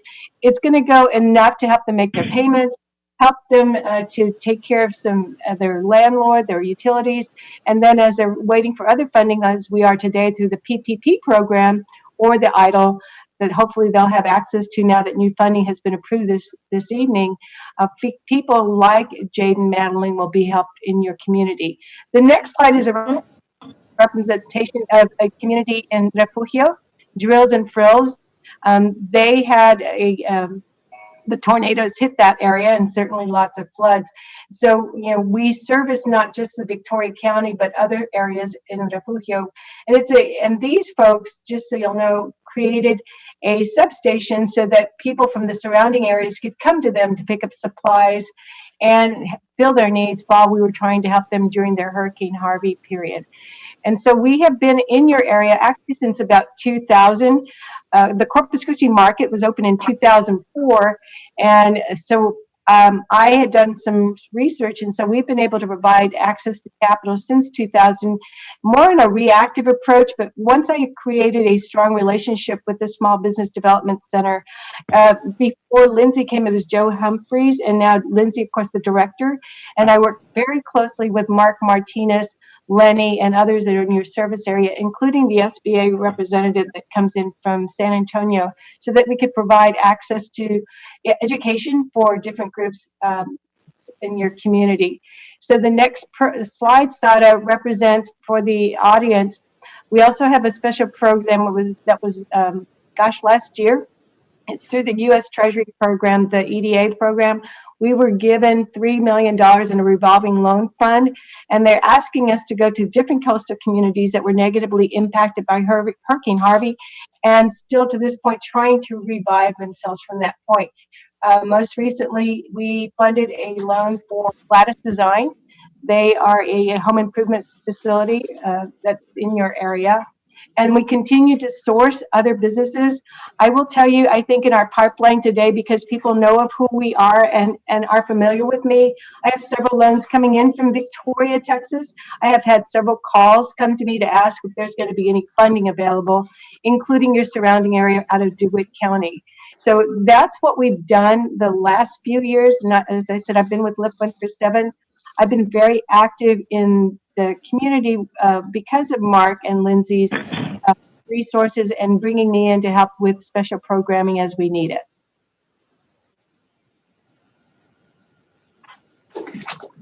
Thank you, and I'm going to go ahead and take it from there. And a couple of comments I want to make with regards to the EDA grant. We have actually already submitted to the EDA regional management in Austin, repurposing of that grant. They have actually asked us to submit our request for those waivers. So we may actually end up with additional capital that we can apply to this recovery disaster for Victoria and Victoria County. So there's a lot of work that we're doing, to Jesus' point, to continue to raise funds. When you think of the announcement today for PPP, we have been, since funding ran out on round 1, we are still in the process of packaging up nearly $35 million worth of applications that are going through that process with Lift Fund that will be underwritten and approved. And we hope by the time everything gets approved, SBA guidelines are transmitted, because there is a carve out of $6 billion in that for small community banks and CDFIs like Lift Fund, that we will have a considerable amount of that $35 million ready to submit on E-Tran to SBA. So there will be PPP loans that get generated into Victoria County as well. That was part of the $25 million rollout that we announced with the governor last Monday. $5 million for Dallas, $5 million for Houston, and $15 million for the statewide footprint. And then we're doing another $7 million with Credit Human, $5 million in San Antonio and $2 million in New Orleans. So right now, Lift Fund is postured all around COVID-related work across the state and in many of the communities, even outside of it. One of the things that when Jesus approached us and we were talking about this program, and you heard him mention it in the presentation, and that is the forward-looking establishment of a Dreammaker Fund for Victoria that can only be used in Victoria for Victoria small businesses. Think of it as a legacy formation or a revolving loan fund. So as the principal is repaid on those loans, it goes into the Victoria Dreammaker Fund that can only be used for future loans. El Paso County and the city of El Paso made a decision to go that route as well, outside of doing an investment, because as they look down the road, and if you think about the things we heard tonight, and we look down the road for Victoria and so many of the other communities, there's going to be a lot of work that's going to be needed in terms of supporting redevelopment of small businesses or continued stabilization of small businesses. So as those funds revolve, it will allow Lift Fund as your CDFI partner to begin redeploying those funds immediately as that principle is reestablished to support more businesses within Victoria and help them stabilize beyond this initial COVID relief. Principal will start to come back into that fund after that 4-month deferment that Jesus referred to. So as we make these loans at 0% interest, they start repaying in 4 months. As that principal goes into that account, we will be able to then begin redeploying it as we go forward. So these funds are now being established in multiple communities as a result of this to create that ongoing support that's going to be needed for Lit Fund to continue to work and not have to accumulate nearly as much debt to do it, because we will be accumulating more debt as we go on anyway, to complement the Dreammaker funds that are being established as a result of this forward-looking approach. So I'm going to stop there. I'm sure there are going to be some questions. Jesus? Can you elaborate a little more on the Dreammaker Fund? Absolutely. So we initiated the concept of the Dreammaker Fund about 3 years ago. As a CDFI, it's important to understand our model. Our operating model requires investment in the form of debt equity into us as an institution to be able to generate the loans that we generate small business in the small business community. And if you think about what our role is, we're there to fill the gap where banks can't necessarily meet those borrowing demands. And remember, banks are regulated institutions. They have a double-edged sword. They are mandated to make loans across their CRA footprint. Yet, if they fill up their portfolio with too many high-risk loans, then they get hit over the head with OCC. So we as a CDFI are not under those same regulatory constraints. We were established under law to move into those communities where the risk of lending is too high, or small businesses that don't fit the profile, either because of credit scores, lack of capital, whatever. So that's the role we play. And in order to make those loans, since we're not a deposit institution, we have to have money invested in us in the form of loans. We were approached by a number of funders to think about also implementing in conjunction with that the ability to create permanent, more stable funds through donations and grants that we would then have as a CDFI have permanently available to redeploy those funds without compliance issues for loans, covenants that we have to meet, et cetera, to complement our growth overall with a healthy component of equity and debt. And so as these funds have been created, we've been able to add more to them and create a more stable form of lending. And it's basically very simple. A grant dollar comes into that fund, and it gets redeployed in that fund over and over again. So that same donation of $100,000 as it's loaned out, it gets repaid and then gets reloaned. And so if you think about the economic impact that Laura had mentioned, or Sarah had mentioned, rather, $14 for every $1 that is deployed, that $100,000 grant creates an economic impact of $1.4 million about every 3 to 4 years. So it's basically, if you think of it as a gift that keeps on giving, that's what that legacy grant does. It is re-stimulative within the local economy. And as we think about economic impact, the historical definition of that has been around net growth to the local economy. And as I think we look forward to what is going on right now, we're really trying to prevent that level of economic impact from going away. And so every business that we can save, every dollar that we're deploying in that regard is intended now to save that $14 in economic impact. At some point, we'll get back to growth.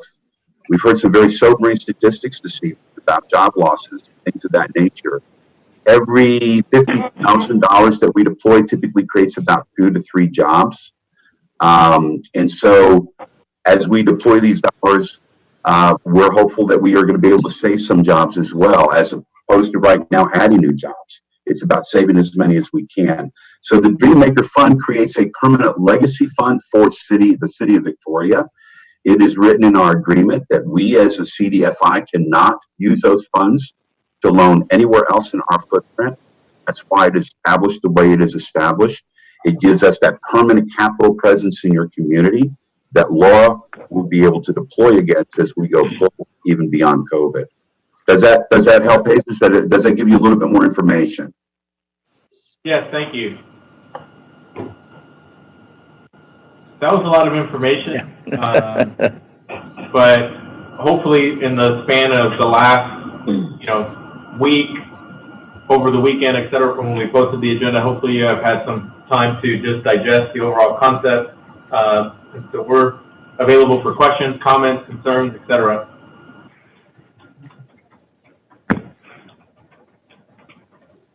I have a question. So the 70,000 y'all are going to use for the purpose of putting this program together.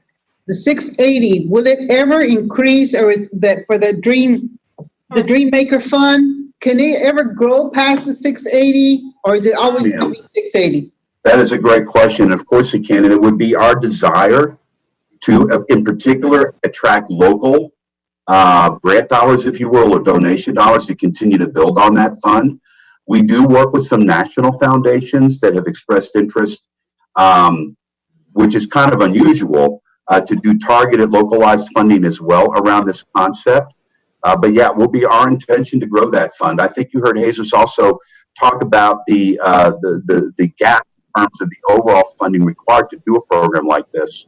And obviously we will be working with our donors to fill that gap as well. But to your question, yes, we want to actually add to that pool of capital, to that Dreammaker Fund over time. Okay, and what's going to happen after the 3 years? Do we have to come back to the table and renegotiate the deal, or how does that happen? So the way the current the agreement is currently structured, and if Thomas is still, I think Thomas is still on the line, he can talk to that. We've discussed that.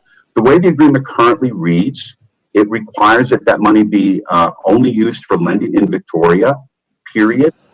We've talked about the notion of perhaps doing an addendum to this agreement that carries that on forward into the future. But yes, the way the language is written now and the way it's interpreted in every other community that we operate in, that money is a permanent fund and it cannot be used by our institution for any other purposes. We also provide reporting to the community on a quarterly basis. In some cases, it's only 6 months, depending on what the request and reporting needs of the community are, so that they have a sense of how that money is being deployed over and over again. So we have a very consistent track record in working with our civic community partners like Corpus Christi on our buy-down programs, San Antonio, McAllen, et cetera, providing them with the information they need to support how those dollars are being utilized. Okay, so you would stay the, what do you call it? You would still be the ones that would be controlling that, like the program would be carried out by y'all. That is correct. Okay. Could you explain, this is Jan Scott, could you explain to me what your lending guidelines would be for that Dream Fund? Because Jesus mentioned that we might talk about some limitations on the use of the funds in the 3 years, but as I understand this agreement, after the 3 years, it's totally whatever your guidelines are and whatever you want, I guess, with that one limitation of it being in the city. So there are two ways. That's a great question. So there are two ways of looking at this. There is the underwriting criteria that we use. So that's one, when we talk about our underwriting criteria, that's what we're referring to. It's safe, it's proven, it's secure, and it ensures us the highest repayment rate in spite of the fact that the average credit score we have in our portfolio today is about 600, 605. So that's the average. That would tell you that we extend loans to small businesses that fall well below the conventional bank thresholds when it comes to individual credit scores. And then there are the type of businesses that we loan to. So in one of the slides that Sarah and Laura walked through, there was a kind of an extrapolation of the different industries that we loan into. Today, as a CDFI, the only restrictions we have imposed upon ourselves through our board in terms of industries that we cannot loan to would be the sexual orientation industry and speculative real estate. We're not designed to do speculative ventures. That's not part of our mission. We want to fund operating businesses. And so outside of those two exceptions, we then focus our lending into virtually any of the other industrial codes that you saw on that presentation deck. As the City of Victoria, you can come back and stipulate to us anytime through an amendment or whatever, if you want those funds to be more narrowly focused. Another way that the city could be more restrictive, and we've done that in this program guide for purposes in this program and the parameter to be able to support more businesses out of that corpus of funds by limiting the maximum loan amount to $25,000. Now, we talked about this in a post-COVID environment. It would be our recommendation that you don't limit us to 25,000 because a business that we fund today at 25 in 18 months may need 30 or 35. And so they still may not be able to go back to their bank. And that's another thing to be thinking about also in terms of the wisdom of this program. There are small businesses today who've been funded by their bank comfortably, but because of the impact of this event, may not qualify for lending from the bank that they've had a long-term relationship with, at least not right now. So we will fill that role to get them back on track. And the way our business model works, it is our intent to turn our best customers back over to their banks. And we have a very successful track record in doing that as well. So limiting that loan amount as we go forward could inadvertently hurt some businesses that are on a healthy growth track but need more capital that goes beyond. Now, let's say the city wanted to limit it to 50,000. We have programs, for example, through the SBA, the Community Advantage Program, that we can fill that gap and go up to 250,000 on. So we have other tools in our arsenal to help us. We will be using SBA very heavily to do new startups because there will be a whole new generation of startups that Victoria and other communities are going to need to welcome into their economic community. So we'll be there to help with those SBA 7A programs that are designed to help with startup funding as well to complement the pool of capital that we will have established with this Dreammaker Fund. So Ms. Scott, that's a long-winded answer to your question, but you do have parameters you can implement if you want. And Richard, I want to ask. I'm sorry, go ahead, ma'am. What would be the reporting that you would provide to us? Because basically, after the first 3 years, you'd just be making loans and just letting us know that you've made loans and until enough defaults occur and then you don't have any money left. Or, I mean, you're not going to tell us the terms of the loan or that sort of thing, are you? So the reporting that we will provide will be basically having everything to do with our loans, average term amounts, jobs created, capital deployed. We can't give you the specific personal information because that's confidential, but we do get approval signed by all of the borrowers, so we can talk about their stories to help other people understand the role that we as a CDFI play. But no, we will be able to give you comprehensive information forever into the future. And as it relates to losses, we've talked about that. Obviously, we do not, as good as we are at managing risk, no one, banks, CDFIs, no one right now can predict what type of default rates we may have with this. This is an unprecedented event. We do not have any rules that have historically applied in the past that we can necessarily account on applying as we go forward from this point. So we don't know what those losses are. And so with all of these programs, the principal will go back into this fund net of any losses that are sustained. But as we then begin redeploying those funds, we will be applying our regular credit criteria to that. And so that's where we will be back in the business of then managing that risk because we want to preserve that capital. And that's where we will then also be in the position of applying our standard 6% loss reserve that we do based on our normal underwriting, our normal pricing structure, et cetera, to preserve that pool in the future. Mr. Mayor, I have a point of order. Sure. Yep.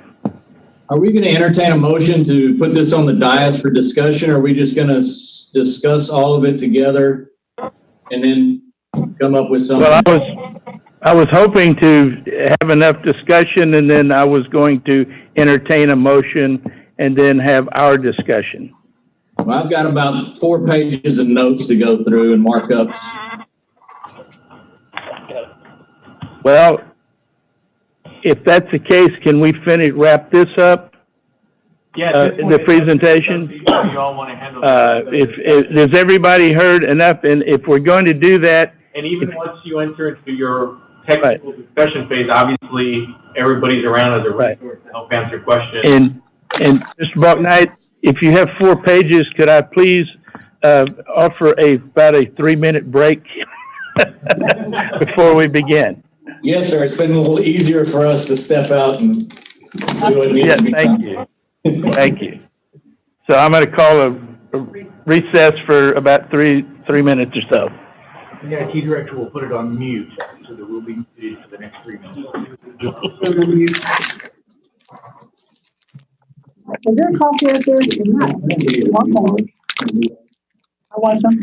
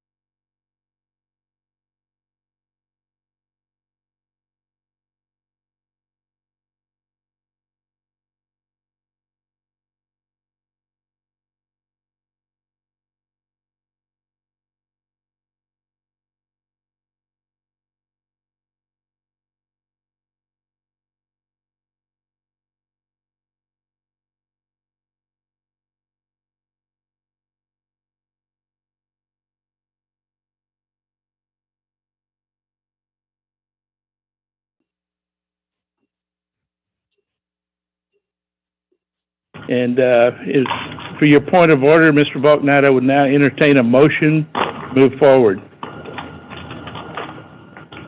Move we Is he adopt. there? I Be can't there? tell if they're back. No, I'll let him get back. Everybody back? I move we adopt.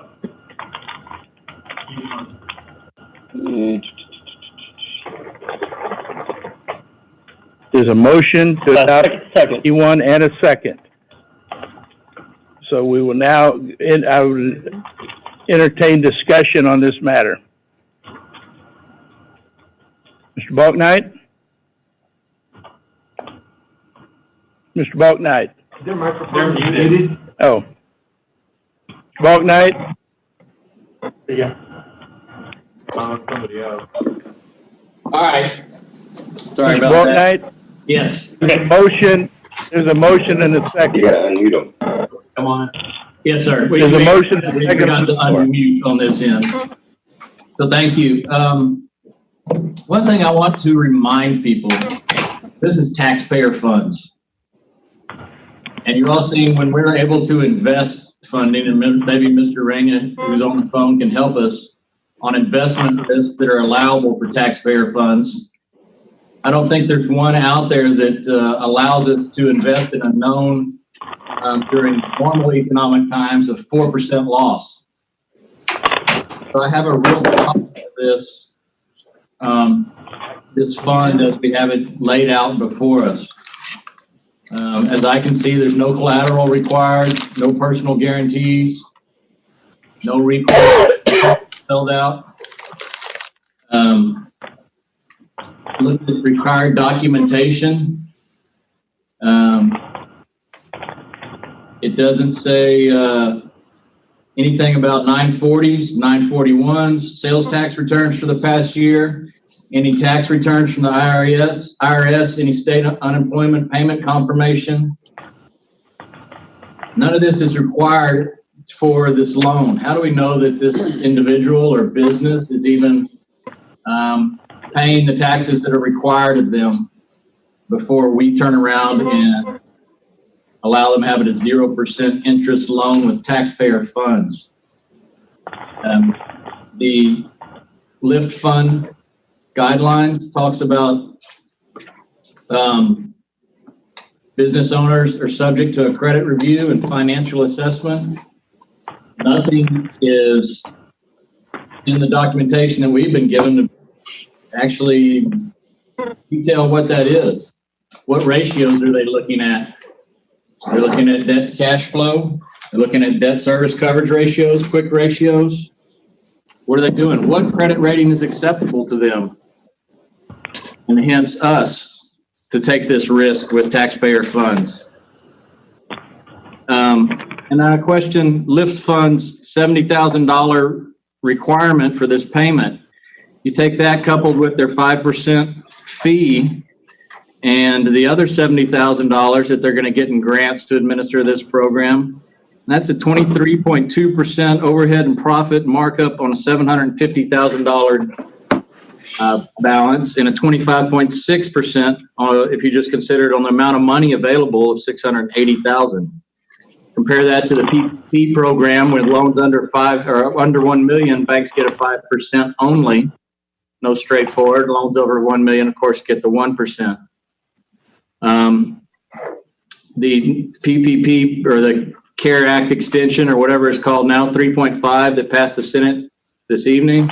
Looks like it'll go to the House tomorrow. Put aside $60 billion for underbanked businesses and new PPP funds. And Texas set aside the $15 million here recently, but wasn't funded through the PPP. If you take $60 billion that were underbanked businesses and you just split that by 50 states, you're going to be over 1 billion allowed per each state. 44% of Texas applicants were funded for PPP. I don't have the idle numbers, but 44% before that fund ran out of money. If you look at the 310 billion that was laid out in the second round of funding, you take out the 60 billion, you got 250 billion that's going to be out there for funding the remainder of the loans of the PPP. There's also an additional 60 billion in it for idle, 75 billion for healthcare. What I'm trying to point out is as I've heard, there's other options available besides using Victoria's taxpayer funds. Keep going. Lift Fund already provides low-interest loans to businesses affected by COVID-19 that Victoria City businesses can apply for.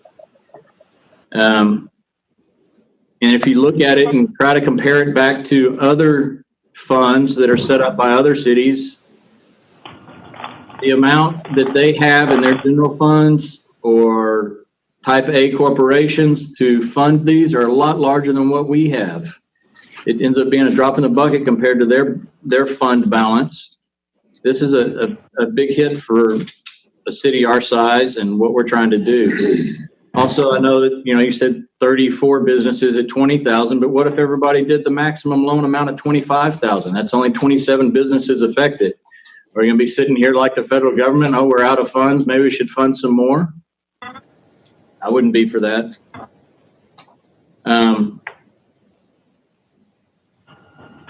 And again, as we talked about, money's coming from the TxDOT overpass prepayment savings earmarked for parks projects. We're going to turn around and spend it out of sales tax for the parks projects. We still have streets and healthcare we need to worry about.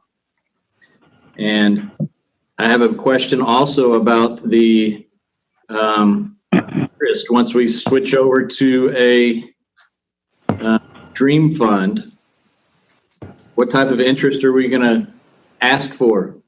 We're going to get 6% so that we cover the historic 4% default rate. I don't think we're going to see a 4% historical default rate as we go through this COVID funding. I think we're going to be closer to double digits. And then I don't think that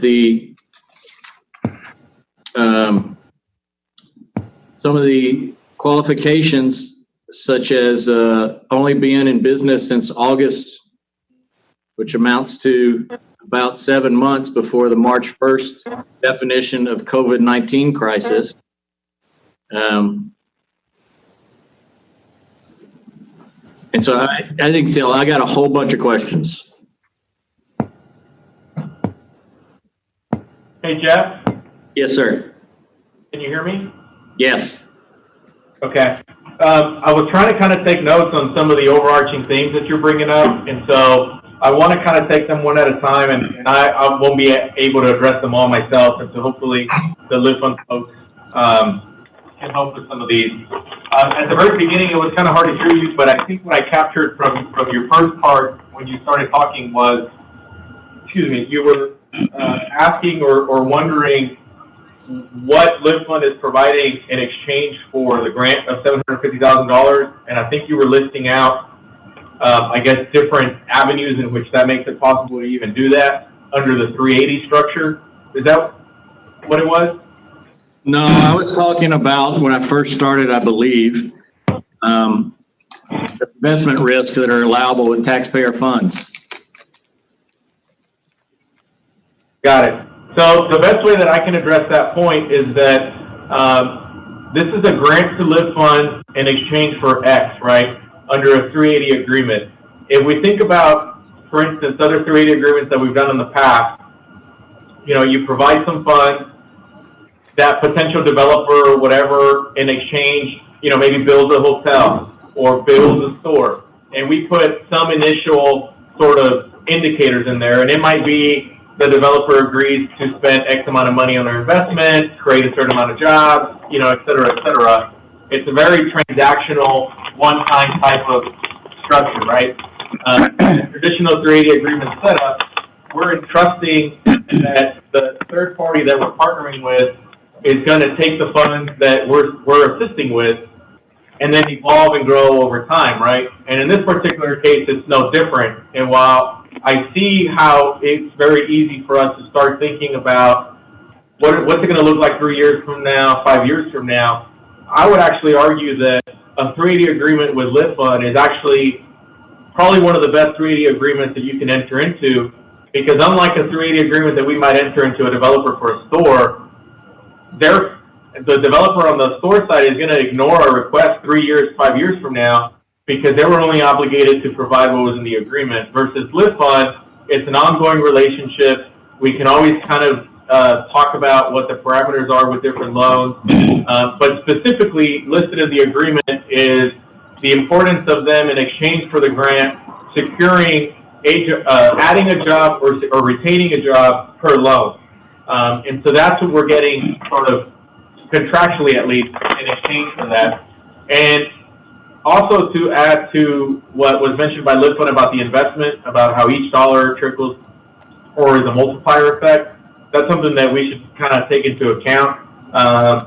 And I guess my big point is that while I understand the interest issue that you're bringing up, that particular issue is not brought up in any other 380 agreement structure that we undertake. Any 380 structure that we talk about is very transactional. We provide X in exchange for Y, and we call it a day and hope for the best. This is actually completely different. It's actually better than that, because we're not only getting X in exchange for Y, but we're getting an ongoing relationship with somebody. And I realize that that doesn't address your specific issue, but that's the best way that I can think of to address that particular point. But they're not even taking money. Go ahead. From a philosophical point of view, all of these monies that you refer to that are passed by Congress today, that's taxpayer money too. So, and most of that is going to be borrowed at a great expense to the taxpayers, and our generations beyond us are going to be paying that. From a philosophical standpoint, it's all taxpayer money. And my experience in looking at programs administered from the federal government, I guarantee you by the time that money trickles down to us, there will be expenses and stuff off the top of it that won't come close to these. I don't know what they are exactly, but I'm just saying historically that it's a lot of expense to have those funds trickle down through all of the agencies that they go through to get to us. So from a philosophical standpoint, it's all taxpayer money. From my point of view, this is Victoria's money. It's their money. It's the people that we represent. It's their money. And what we're trying to do is use their money to help them as fast as we can. And that's the way I look at it. It's their money. We often refer to it as our money with the city, but in fact, it's not our money at all. It's not our money as 7 people up here. It's not Jesus's money. It's not the staff money. It's all the people's money. So if I have no problem in dedicating our people's money back to help themselves in our community, it's already been defined. These are gap-type loans. These loans fill gaps that aren't often filled through the PPP programs. And I can tell you, I was on a conference call with mayors the other day throughout Senate Region 18, and there were mayors that were making the point that, and I'm not going to say this, I don't want to cast any aspersion on any banks, but they were making the point, if you didn't have a relationship with that bank and stuff, that they were concerned that people in the greatest need weren't getting those funds. When you have a fund closer to home, the closer to home, the best representation is for our money. And I see nothing wrong with investing in our community and our small businesses who are struggling to stay alive. Because we sit here and we worry about what's going to happen in the future. We've talked about what can we do to grow this city and economy, attract new retail. But if we let a certain percent of it die off, then we're starting all over again. And so there's no guarantees ever in life. To expect these people at this time in their life to go up and meet all these requirements isn't going to put money in their pocket, and it isn't going to get them a PPP loan. So I have no problem in our city taking care of our businesses. And because that's our responsibility. Our responsibility is to our community. Why do we always put the fate of our community in the hands of the state or federal government? If we have any means whatsoever, we need to step up and take our responsibility to take care of our citizens and sustain our businesses. People talked about it. How many years ago in those early studies? 20 years ago, that we needed to be thinking of funds like this. So there's never any perfect situation where you can alleviate all risk. I think if the fund is granted, it really turns into a grant program in my estimation when it's over. And but that's the way I feel about it. Pardon? It requires repayment. There's no chance that this is a grant program. No, I think he means the grant to live fund. The grant to live fund and how they use their grant money. It is absolutely, absolutely. It's a grant to lift fund, which is completely different than any other 380 agreement that we've done. The 380s that we generally do, we end up with infrastructure that stays here in the community. The problem that I'm having with it, among a lot of problems, is that we're being forced into creating this dream fund in an emergency reading. We only get one shot at this. We haven't had a chance to really discuss whether or not this is the type of program that we want to have in the long run, because we're doing it right now because we're all concerned about the immediate. If I can chime in to answer that a little bit, Ms. Scott, a 380 agreement would not normally require more than one reading.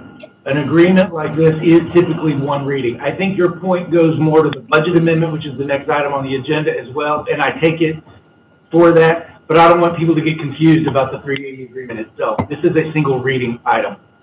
Okay. I agree with Councilwoman Scott in this Dreammakers revolving loan fund kind of came up on the back of this pandemic. And it was just odd to tie it on.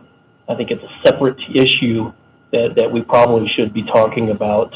I'm not saying it's not a issue, but it seems like we just kind of piggybacked it on there, and they seem to be separate.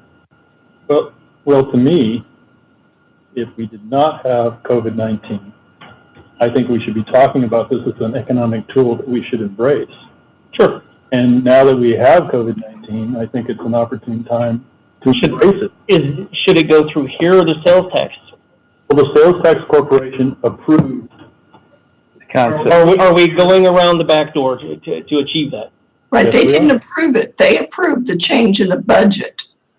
That's completely different.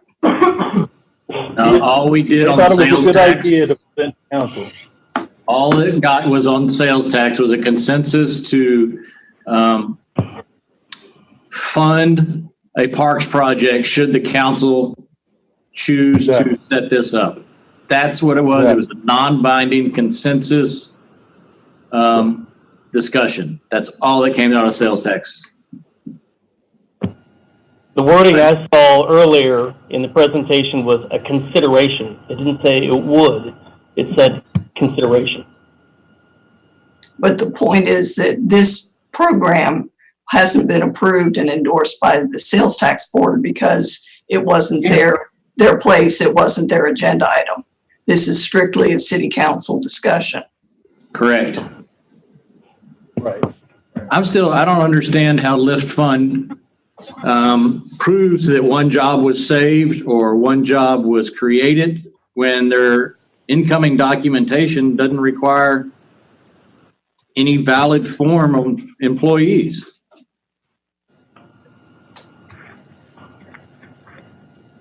If I can respond to that, when we actually talk to the business owners and they complete their application, their information with us, we confirm all of that information with the business owner when we close the loan, when we actually fund the transaction. So that information is recorded, it's documented in terms of jobs that they intend. Well, in this case, it's going to be more about jobs that they intend to save. So there is a process that we go through to vet that information. And it has certainly stood up the test of time over 26 years. So you can get all that information from the state unemployment filings that they should be filing on a regular basis and know what their head count is. And then you can have the other, after a certain time, you'll have the their current and future unemployment filings to know if you saved a job or created a job. So we're What not. happens if we don't? Pardon? What happens if we don't? What if we have a huge default rate and we don't reach that threshold of 25, one job saved or created for every $25,000 loan? And that is a fair question. And as I said at the top of my remarks, this is an extraordinary event that no one could have ever foreseen or even planned for. And so what we are doing in our capacity, the Community Development Financial Institution, is leaning into this and leaning into this with communities that want to do something about this as well, to do what we can to save jobs based on how we know about going to do it. Those rules we still think apply in spite of these extraordinary times and circumstances. So I'm confident that we're going to be able to do our part in this, but there is no way I could say to this council or anybody else, and I don't know who else can make that representation. I think the mayor has a great point here. These are uncharted waters that we're in. And so we, as a community development financial institution, have not stood idly by with this. We're charging into this full steam ahead because that's what we do. And we are going to do our best to try to save as many small businesses as we can, and actually have been doing some remarkable work along those lines. So there's no easy answer for this. And I can't give you any assurances because we are really in uncharted areas here. So I noticed you had a point with the state when the governor unveiled a program a few weeks ago. Can you elaborate on how you will deal with the state and what the state is looking for you to do? So when we rolled out our Harvey recovery programs throughout all of these Gulf Coast counties, Victoria was part of that. We put together an immense coalition of partners from JP Morgan Chase Foundation to the Dell Foundation, the One Star Foundation, Goldman Sachs, Groupon, a whole host of partners, both from a financial perspective and community partners, chambers, et cetera. And we put together a $7 million funding package in addition to about a $1.3 million funding package in October after the storm hit. We work closely with the One Star Foundation through the governor's office. The governor actually attended a press conference to kick that program off and roll that out. He and his staff were very, very pleased with the work Lift Fund and its partners did. We funded over 360 businesses through that effort and deployed over $7 million to do that. We were the lead agency in handling the grants, both in terms of what supported the program because those were 0% interest loans, as well as pass-through money to support our partners and the work that they did as well. So when the governor found out through Goldman Sachs that they were going to invest $25 million in the fund as a result of the work we've done before, they came on board to support that, and that's what resulted in that press conference you heard about or saw last Monday. All right.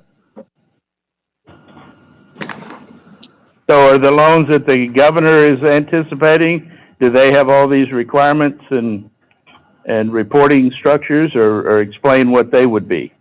So those are going to be PPP loans. That's what that money. I'm sorry. Deliberating it. Excuse me. Right. Well, I'm trying to get information to answer the questions. So, point of order to stop discussions with you. And so, if you want to finish your statement, do so. I would like to go back to some of the things that Councilman Bognac brought up, and quite frankly, I'll need Lift Fund's help to answer some of the questions that he brought up. So for instance, Councilman Bognac brought up asked about the 70,000. And so Richard, can you elaborate on sort of exactly why the $70,000, what they'll be used for? Right. Sure. So these loans are at 0% interest. So we will not collect interest on these loans for the full term, which can go up to 36 months. Hold on just a minute. Sure. Why would Lift Fund get any of the interest even if we charge the interest rate? Because we have a cost of operations, the work that we do. I'm out then. Pardon? I'm out. If we're providing all the capital and zero risk to Lift Fund, and you're saying that Lift Fund gets the interest, whether it's on the Dream Makers Fund or anything else, and we're doing an interest buy down on this, I'm out. I don't need any more information.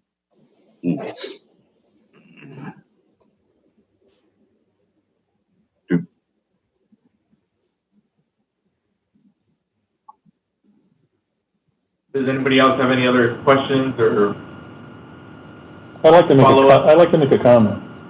Lindsay said this is a scary time for small businesses, and there's not enough money to go around. LIFT Fund's been very successful, and other cities have done this because they cared about small businesses. There seems to be this heart the fund works, and LIFT Fund's been very successful. I understand the heartburn. I never see the heartburn in DC, and that's a bottomless pit to me. So we should compound it? Money will go into a fund that will keep going. Yeah, we don't know if there's going to be default. You don't know if there's going to be defaults? Well, we don't know what's going to happen. There's a virus going around. The fund could disappear. But shouldn't we invest in small businesses? And they've had success doing it. Well, my question, and I'm not questioning LIFT Fund because what I've seen of it, it looks like a great company and their programs look very impressive. But if we're trying to provide loans for small businesses in the immediate right now, shouldn't we be looking at a different way of doing that? Shouldn't we be seeing whether a local lender, whether a local credit union, whether some of the small lenders can do that here locally and we make this as a loan and we get paid back versus the investment, which continues to be the problem that I'm having. But if small places could do that, then why are LIFT funds so successful in the places where they do? Obviously, the small lending institutions have trouble with the loans that LIFT fund does. LIFT fund is good at it. Okay, they fill a need. They fill a gap. That gap, I don't believe, can be filled by regular lending institutions for a lot of reasons. First of all, they're overburdened right now, and second of all, I don't think they would lend to these people. But the gentleman talked about how they can only have so many loans that are risky on their portfolio. So let's risk taxpayer funds for the city of Victoria to do it? Well, we're getting taxpayer funds from the federal government. That's an apples and oranges kind of Oh, argument. it's not. It's taxpayer money. Well, they can also print money. Well, that makes it even worse. I'm not saying I agree with it. I'm just saying they have the ability to print money. We can't print money. We don't have a tree. So you advocate, let's let the federal government take for everybody and print the money it takes to do it. No, I don't want them to be doing any of it. But you're just saying that you want to depend upon them. I didn't to say I help wanted to our no. local business. No, you're putting That's words exactly in my mouth. what I didn't say depend upon the government. I never said that. I just told you what was already out there that I have nothing that I can do about. I know what I have the ability to vote on tonight. Talking about 27 jobs out of 4,000 in Victoria that Mr. Guajardo talked about. 27 is better than nothing. That's jobs, we're talking about businesses. No, we're And talking there was about 80 what- businesses. 80 businesses went through the 80 businesses through the SBC UHB. And so we're talking about helping possibly 27 to 34 of those businesses.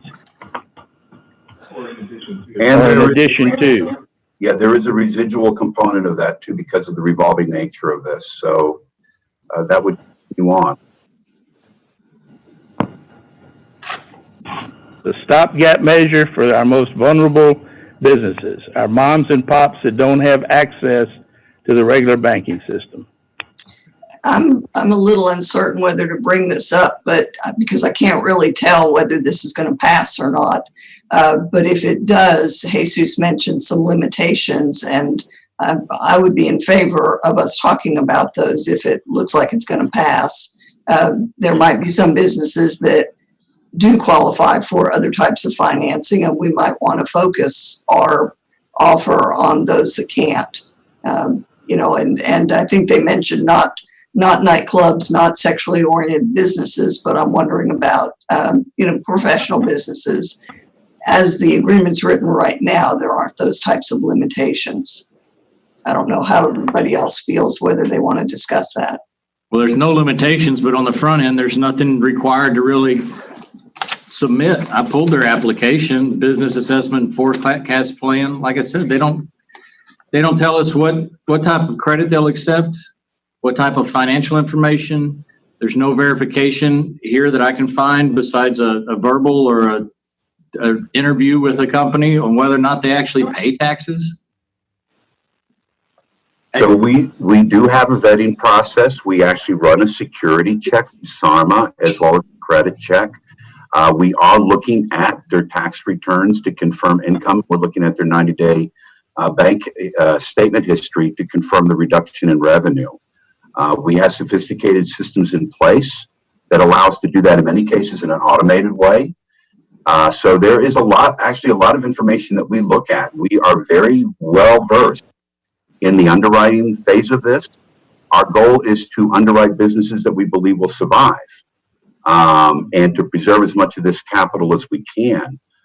We have a track record, $330 million later, and our loss rates run well below 5% every year. So we are vetted, and that information is public. It is there for you to look at, as are our audited financial statements.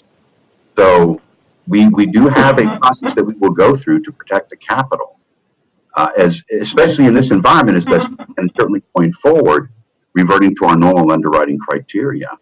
Jesus, in previous 380 agreements, and when the person we're making the agreement with doesn't meet their standards, don't they owe us back? So if they don't meet their employment goals? I'll answer that question for the city, since I just wasn't here with us when we did our last 380 agreement. The answer is yes. We do have performance requirements and requirements that the money is refunded. So, and in this particular agreement, and of course, correct me if I'm wrong, but my understanding of this X in exchange for Y thing is, so the 3 years that we mentioned earlier is that they would have 3 years to lend that $680,000. If in that 3-year period they don't lend the $680,000, they would return to us the part that they don't lend. And what has been lent is what stays in the permanent fund. But that's why I made the comment that realistically speaking, we're not even going to get to that, because everybody has been, the need is so great that the reality is that more than likely all $680,000 would actually be lent, which with the verbiage of the agreement would imply that they're meeting their end of the bargain, which is issuing the loans, and that aspect of it.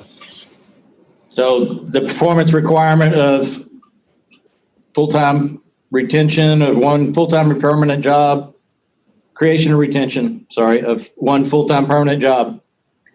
What do they owe back when they don't meet that?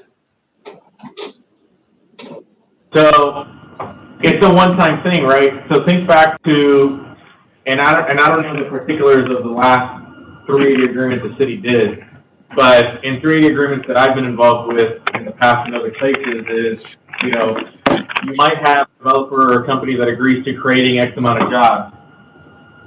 But what happens 6 months later or a year later, right? Typically 380 agreements are very transactional. They'll require that you create X amount of jobs, or you bring in or produce X amount of sales tax revenue, but it's a one-time thing, right? It's not something that you go back and say, well, 5 years ago, you were supposed to create X jobs, and now you owe us that money back because now 5 years later, you don't have those jobs anymore. No, we've had agreements where we've had to take money back. I didn't explain.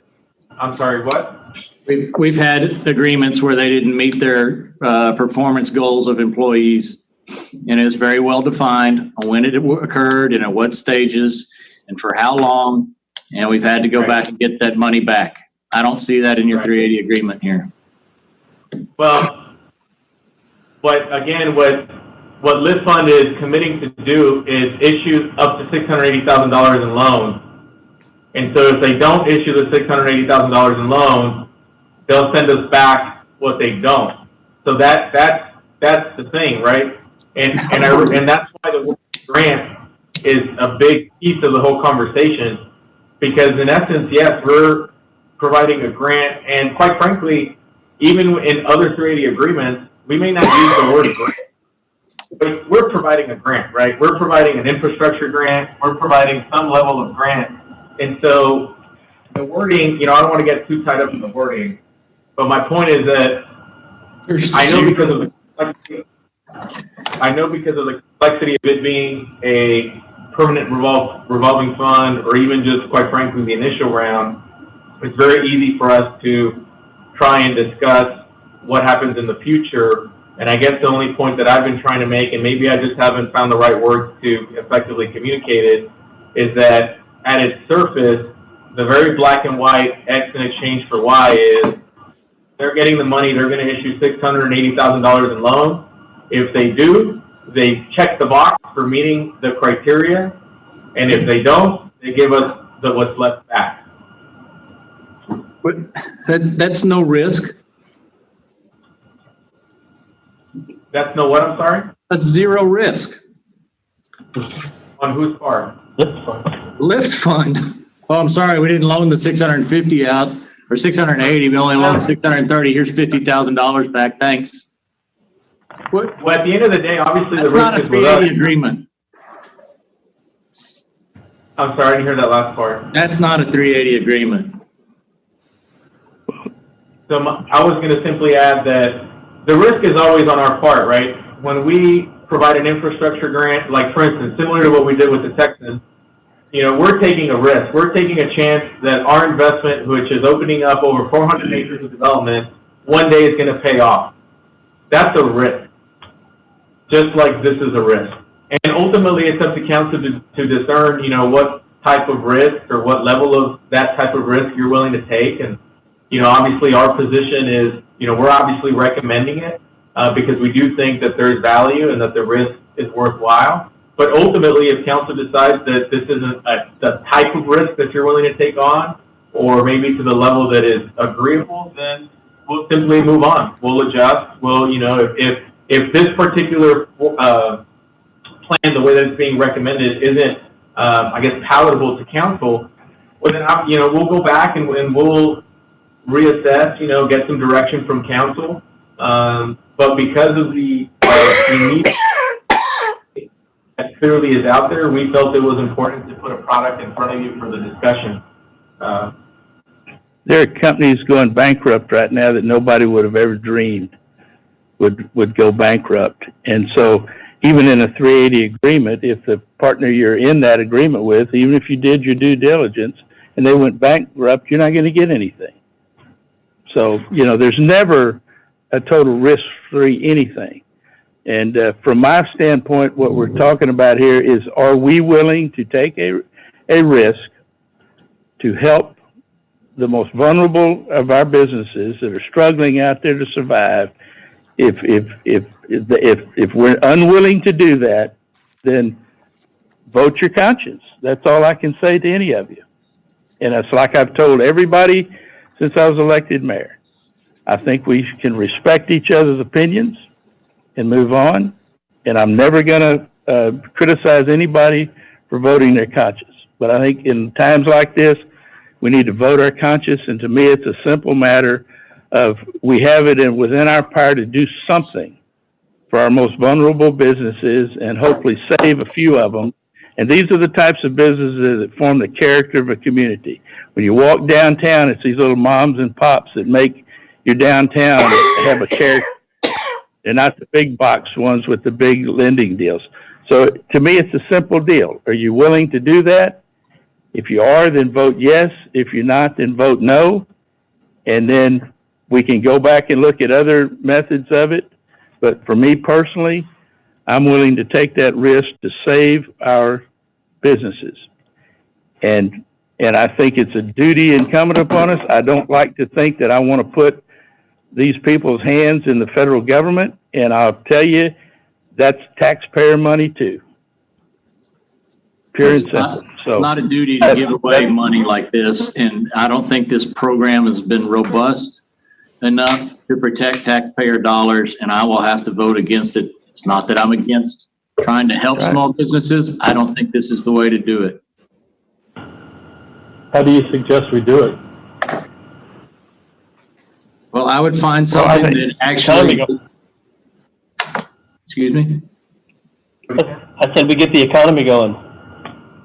That's with businesses that are going out of business. When's the economy going to open up? That's a discussion to have. When's the economy opening up? How's it opening up? I don't know. I'd like it sooner than. Well, there are people working on that every single day, I can tell you. I respect that. And working hard at it.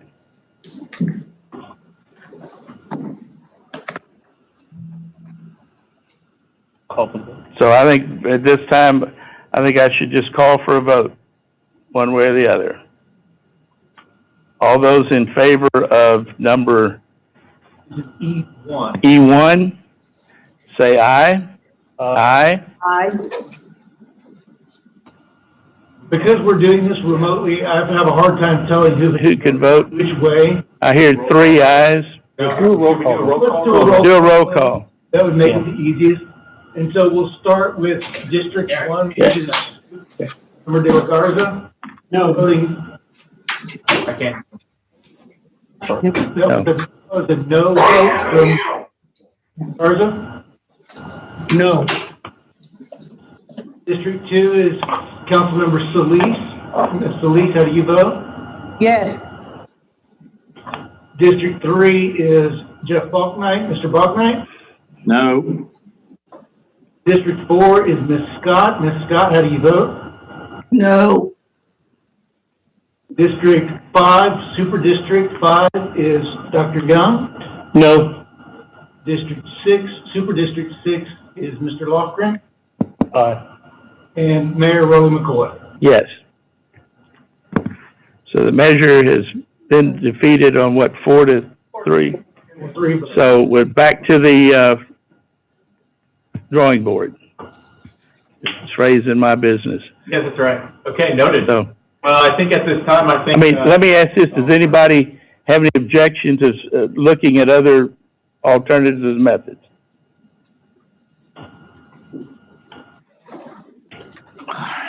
There consensus there It's that hard we... to answer without knowing what it is. Well, that's what I'm saying, but to look for other methods.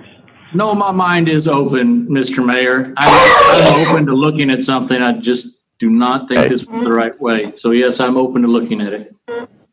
Good, so that's the tact we'll take, and hopefully we can find another solution. Okay. I do want to, since this is kind of a Zoom setup, I just want to thank LiveFund and the folks that are on the call for LiveFund. Thank you for being on the call tonight. Thank you for being part of the discussion and the conversation. Thank you for putting together a proposal. And we'll be in touch soon. Listen, thank you all as well. Have a wonderful evening and be Thank safe. you. Bye-bye. Thank you. Thank you. And thank you, fellow councilmen. I appreciate all the time and effort and thought into this. Mr. Mayor, I believe Yes. it also dispenses with the need for F, Right. which is the budget amendment, so I believe we can skip that item and move into item G, or section G, which is the city manager reports. Okay. So we have several city managers reports, but for the sake of time, I do want to just call one for tonight, which is also related to coronavirus, which is an update from staff related to some of the funds that are funneling down through the CARES Act. And so part of that presentation is going to be us discussing the TDBG fund allocation, but also ESG, and we'll have some of our community partners part of that conversation. We feel that it's important that obviously as our local elected officials, you are in tune with the monies that are being funneled down and what they're being used for. And of course, to be determined on what other funds might funnel down. But the intent of the item is to educate you on that. And so I think, Julie, you're spearheading this conversation, correct? Yes, good evening, Council. So I have Vicki Smith and Jenny Stafford to help me along with this presentation. So I'm going to share my screen. Hopefully that goes well.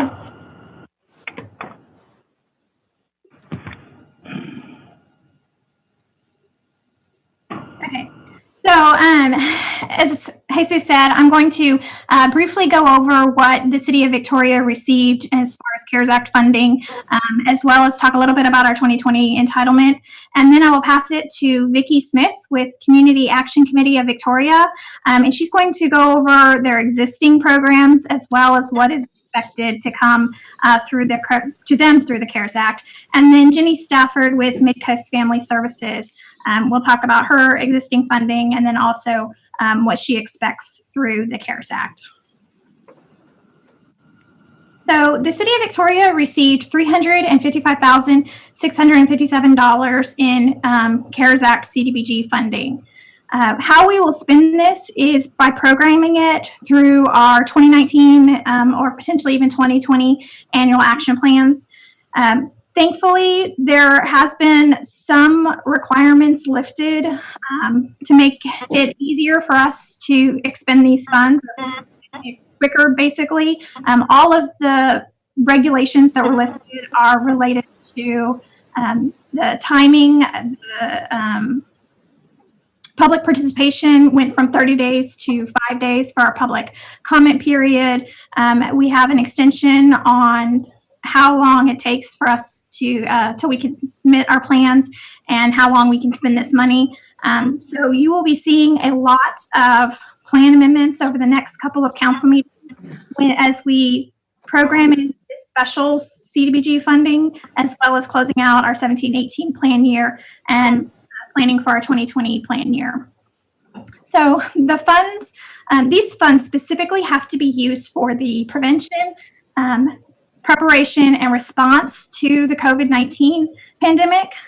All regular regulations apply, so we still have to follow 2 CFR 200 and 24 CFR 570, in addition to those regular CDBG funds, which include things such as income determination to make sure that the funding is going to our low to moderate income citizens, as well as meeting national objectives. They have to have a tie back to the COVID-19 pandemic. And I'll give a little bit of examples of some ideas that we're throwing around in the programs on how we're going to tie those back to the prevention, preparation, and response to COVID-19. This funding does also require a duplication of benefit standards to be applied to assistance. So we have heard a lot of talk about different homeless prevention or eviction prevention programs. Midcoast and Community Action Committee do receive ESCG emergency solutions grants and continuum of care grants that help fund those specific activities. And so we don't anticipate needing this CARES Act CDBG funding because we would not be able to meet that duplication of benefit standard then.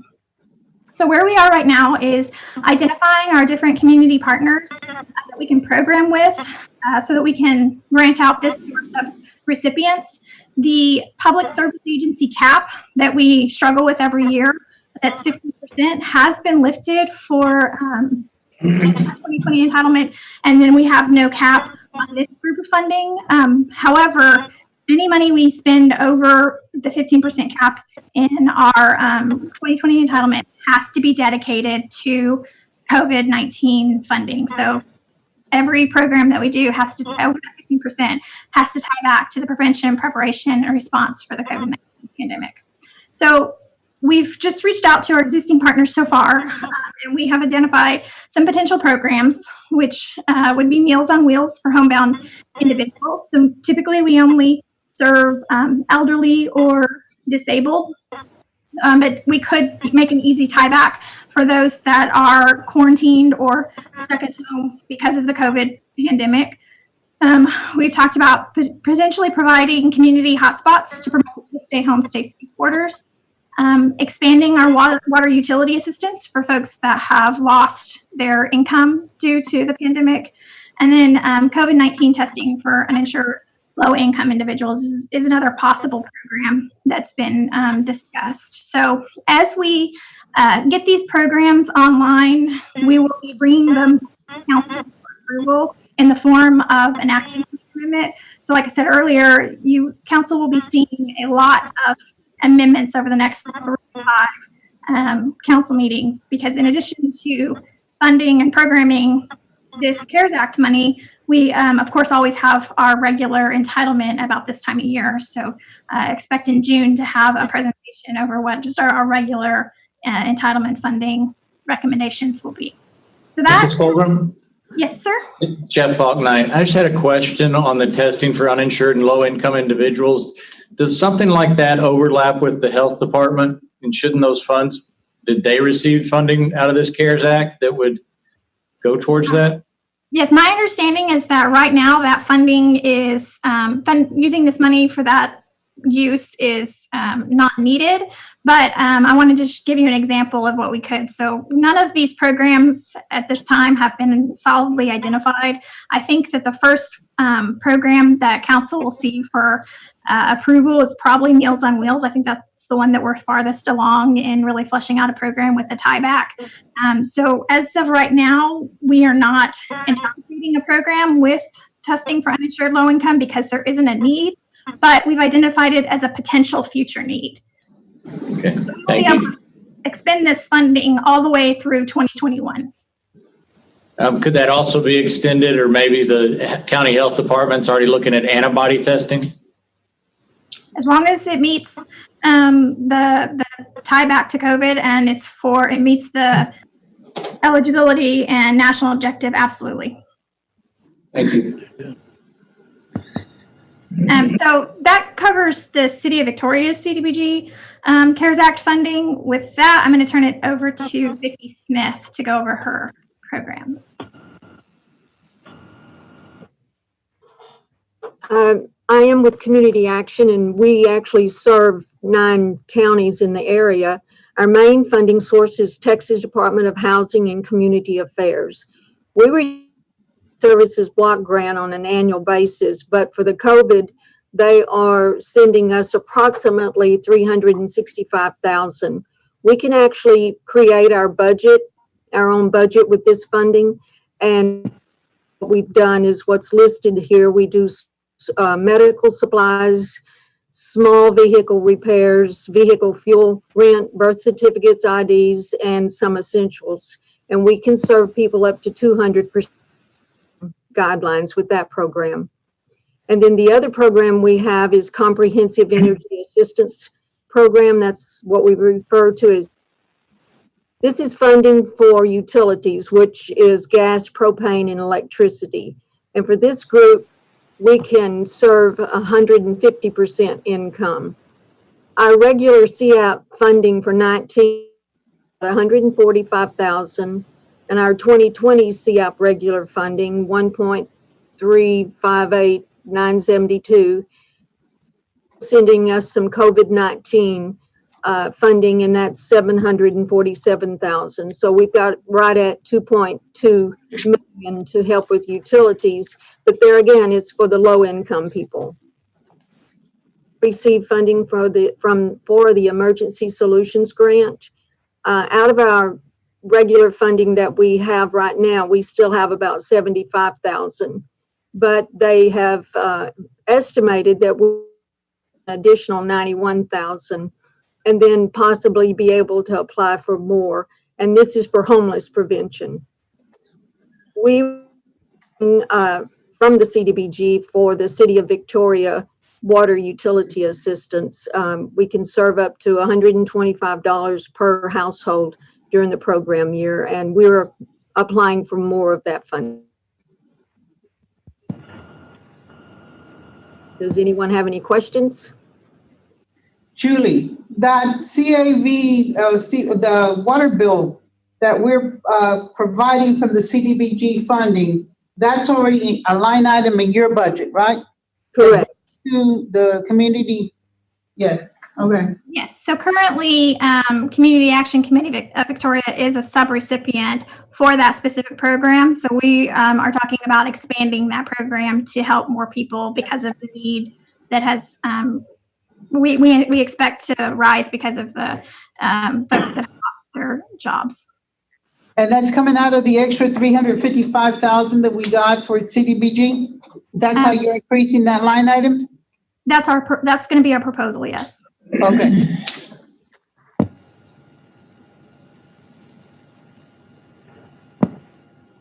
If that's all Vicki had, I'm going to move on to Jenny Stafford. Is she still with us?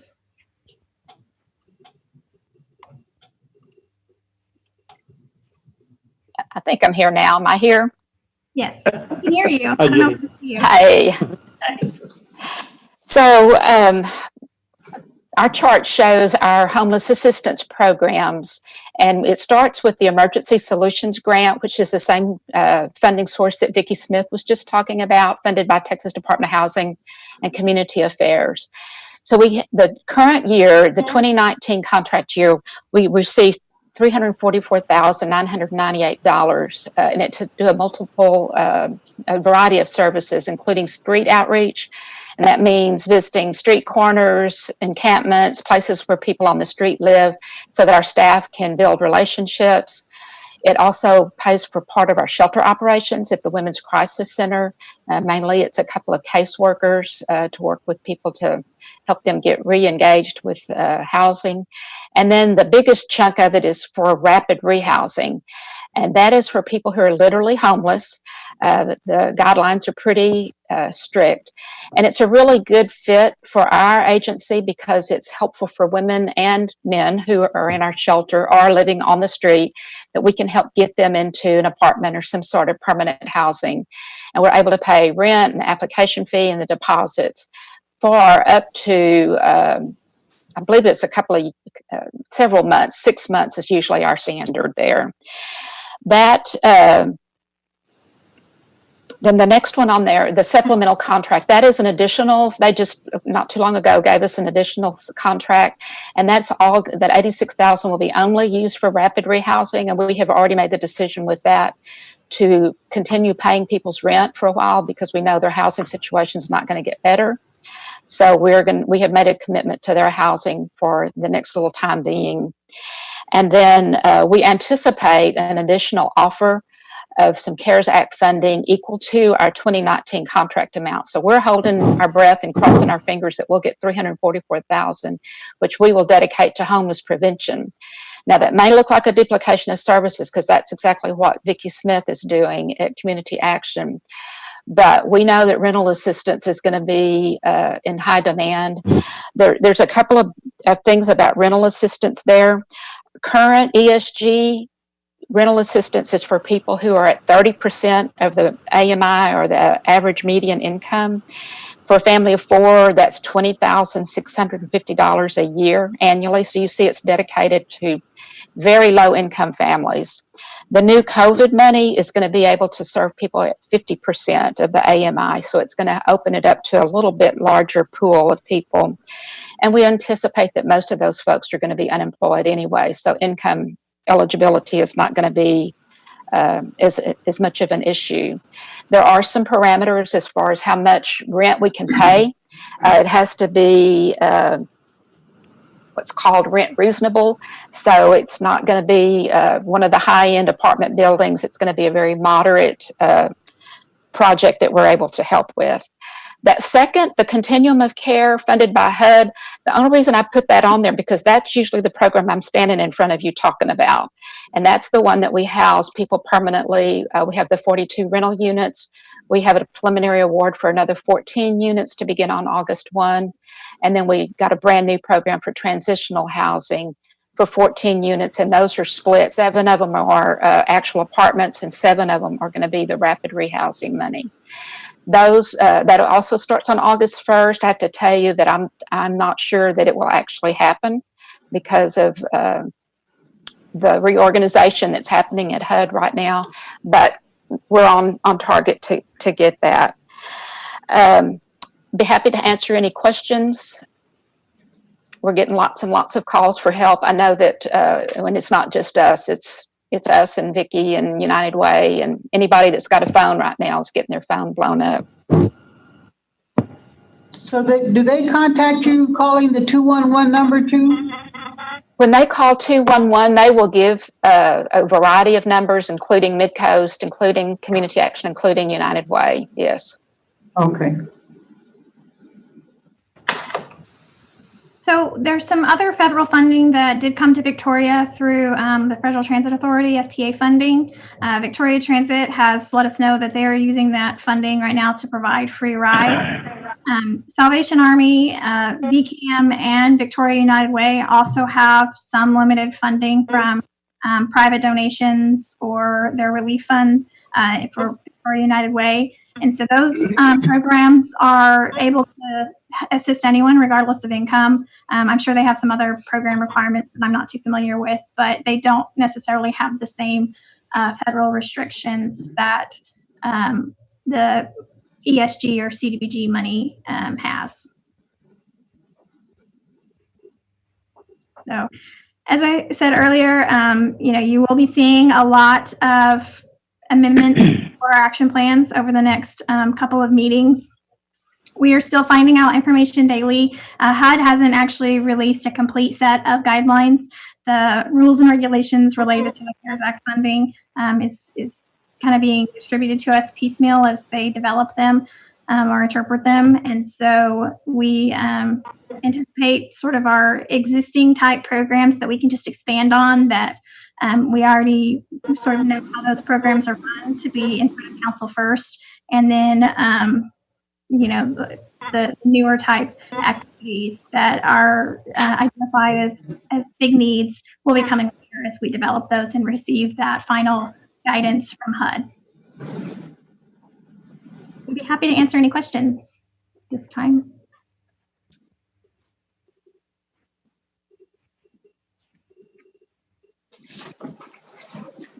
Thank you, Julie. No problem.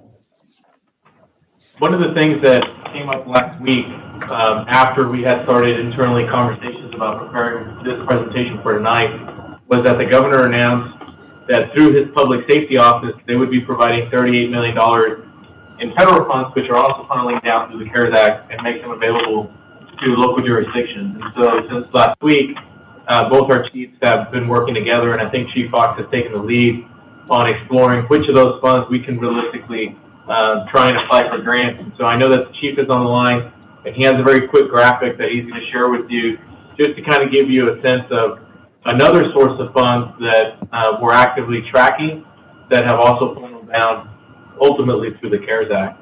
Chief, are you there?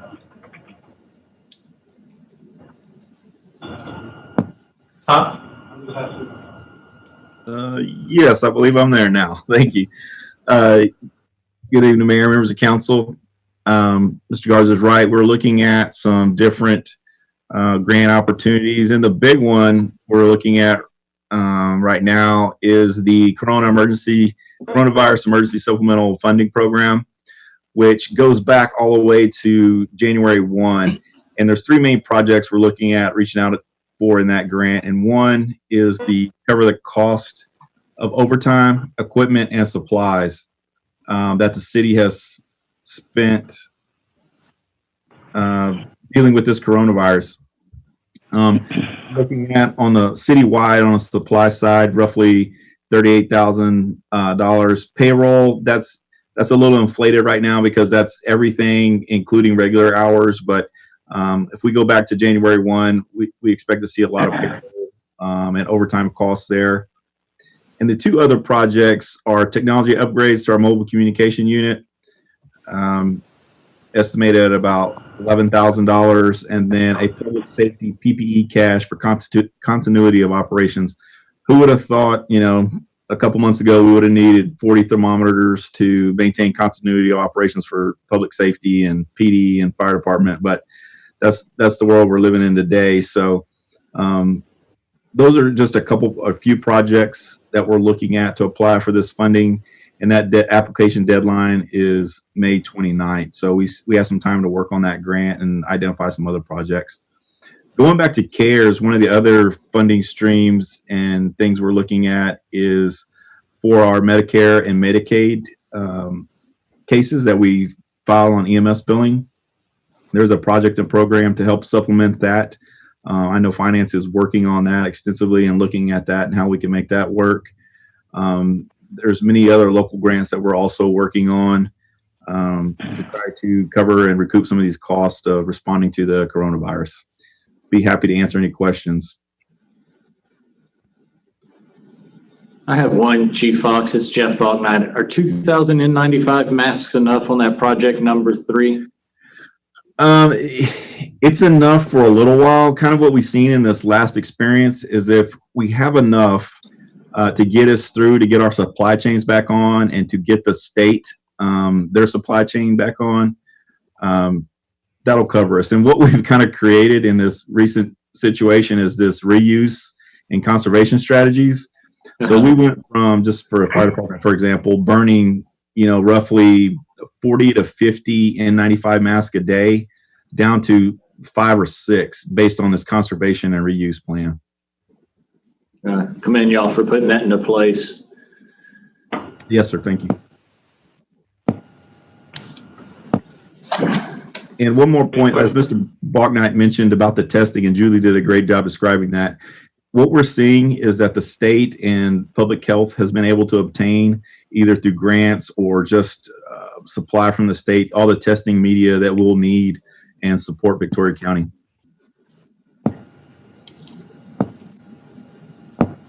Just a question, it's kind of a little off topic. Do y'all test when y'all come across a patient that is experiencing symptoms and needs transport?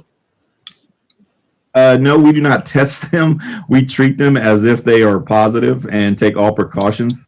And then that once we get them to the hospital, the physician there will make that determination based on criteria and signs and symptoms and whatnot, and test them at that point. Thank you.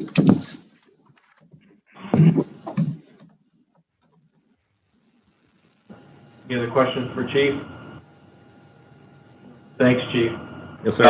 That wraps it up for that specific city manager report. We did have planned updating you and presenting information in a different format associated with the financial impact of coronavirus, but we can wait till the next meeting for that report, which quite frankly may not necessarily be a bad idea, because by then hopefully we'll get a sense of the timing of when the economy can kind of start reopening, and literally over the last 36 hours, what we've learned about the price of oil and the impact that might have on the economy as well. And so hopefully by the first meeting in May, we'll have a better sense of it.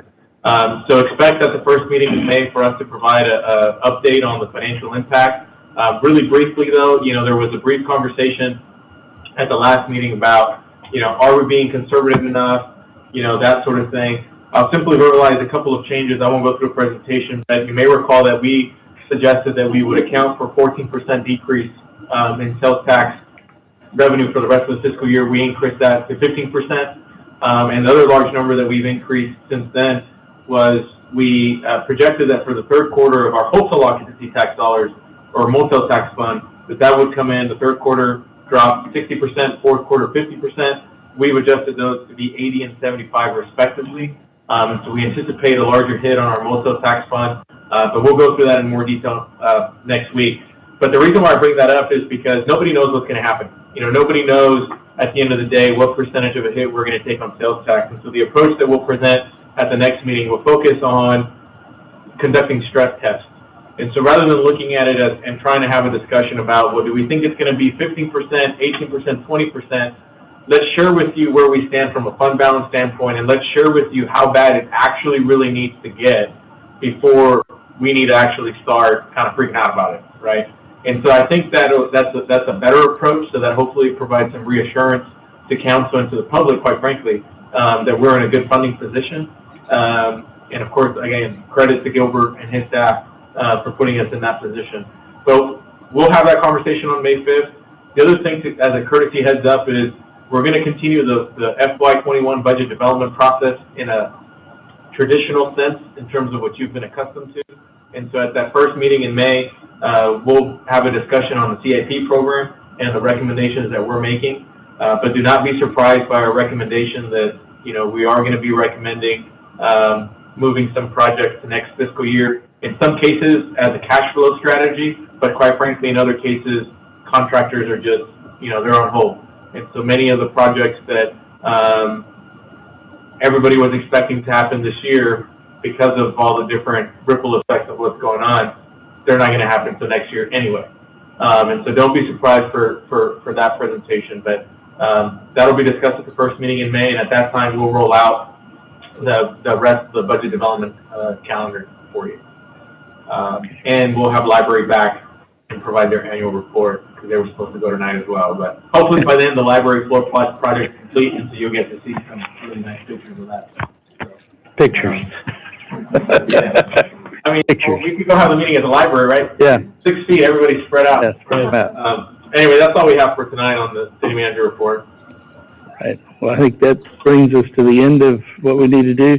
And once again, council members, I would like to express my gratitude to all of you for your willingness to have a robust and important discussion tonight.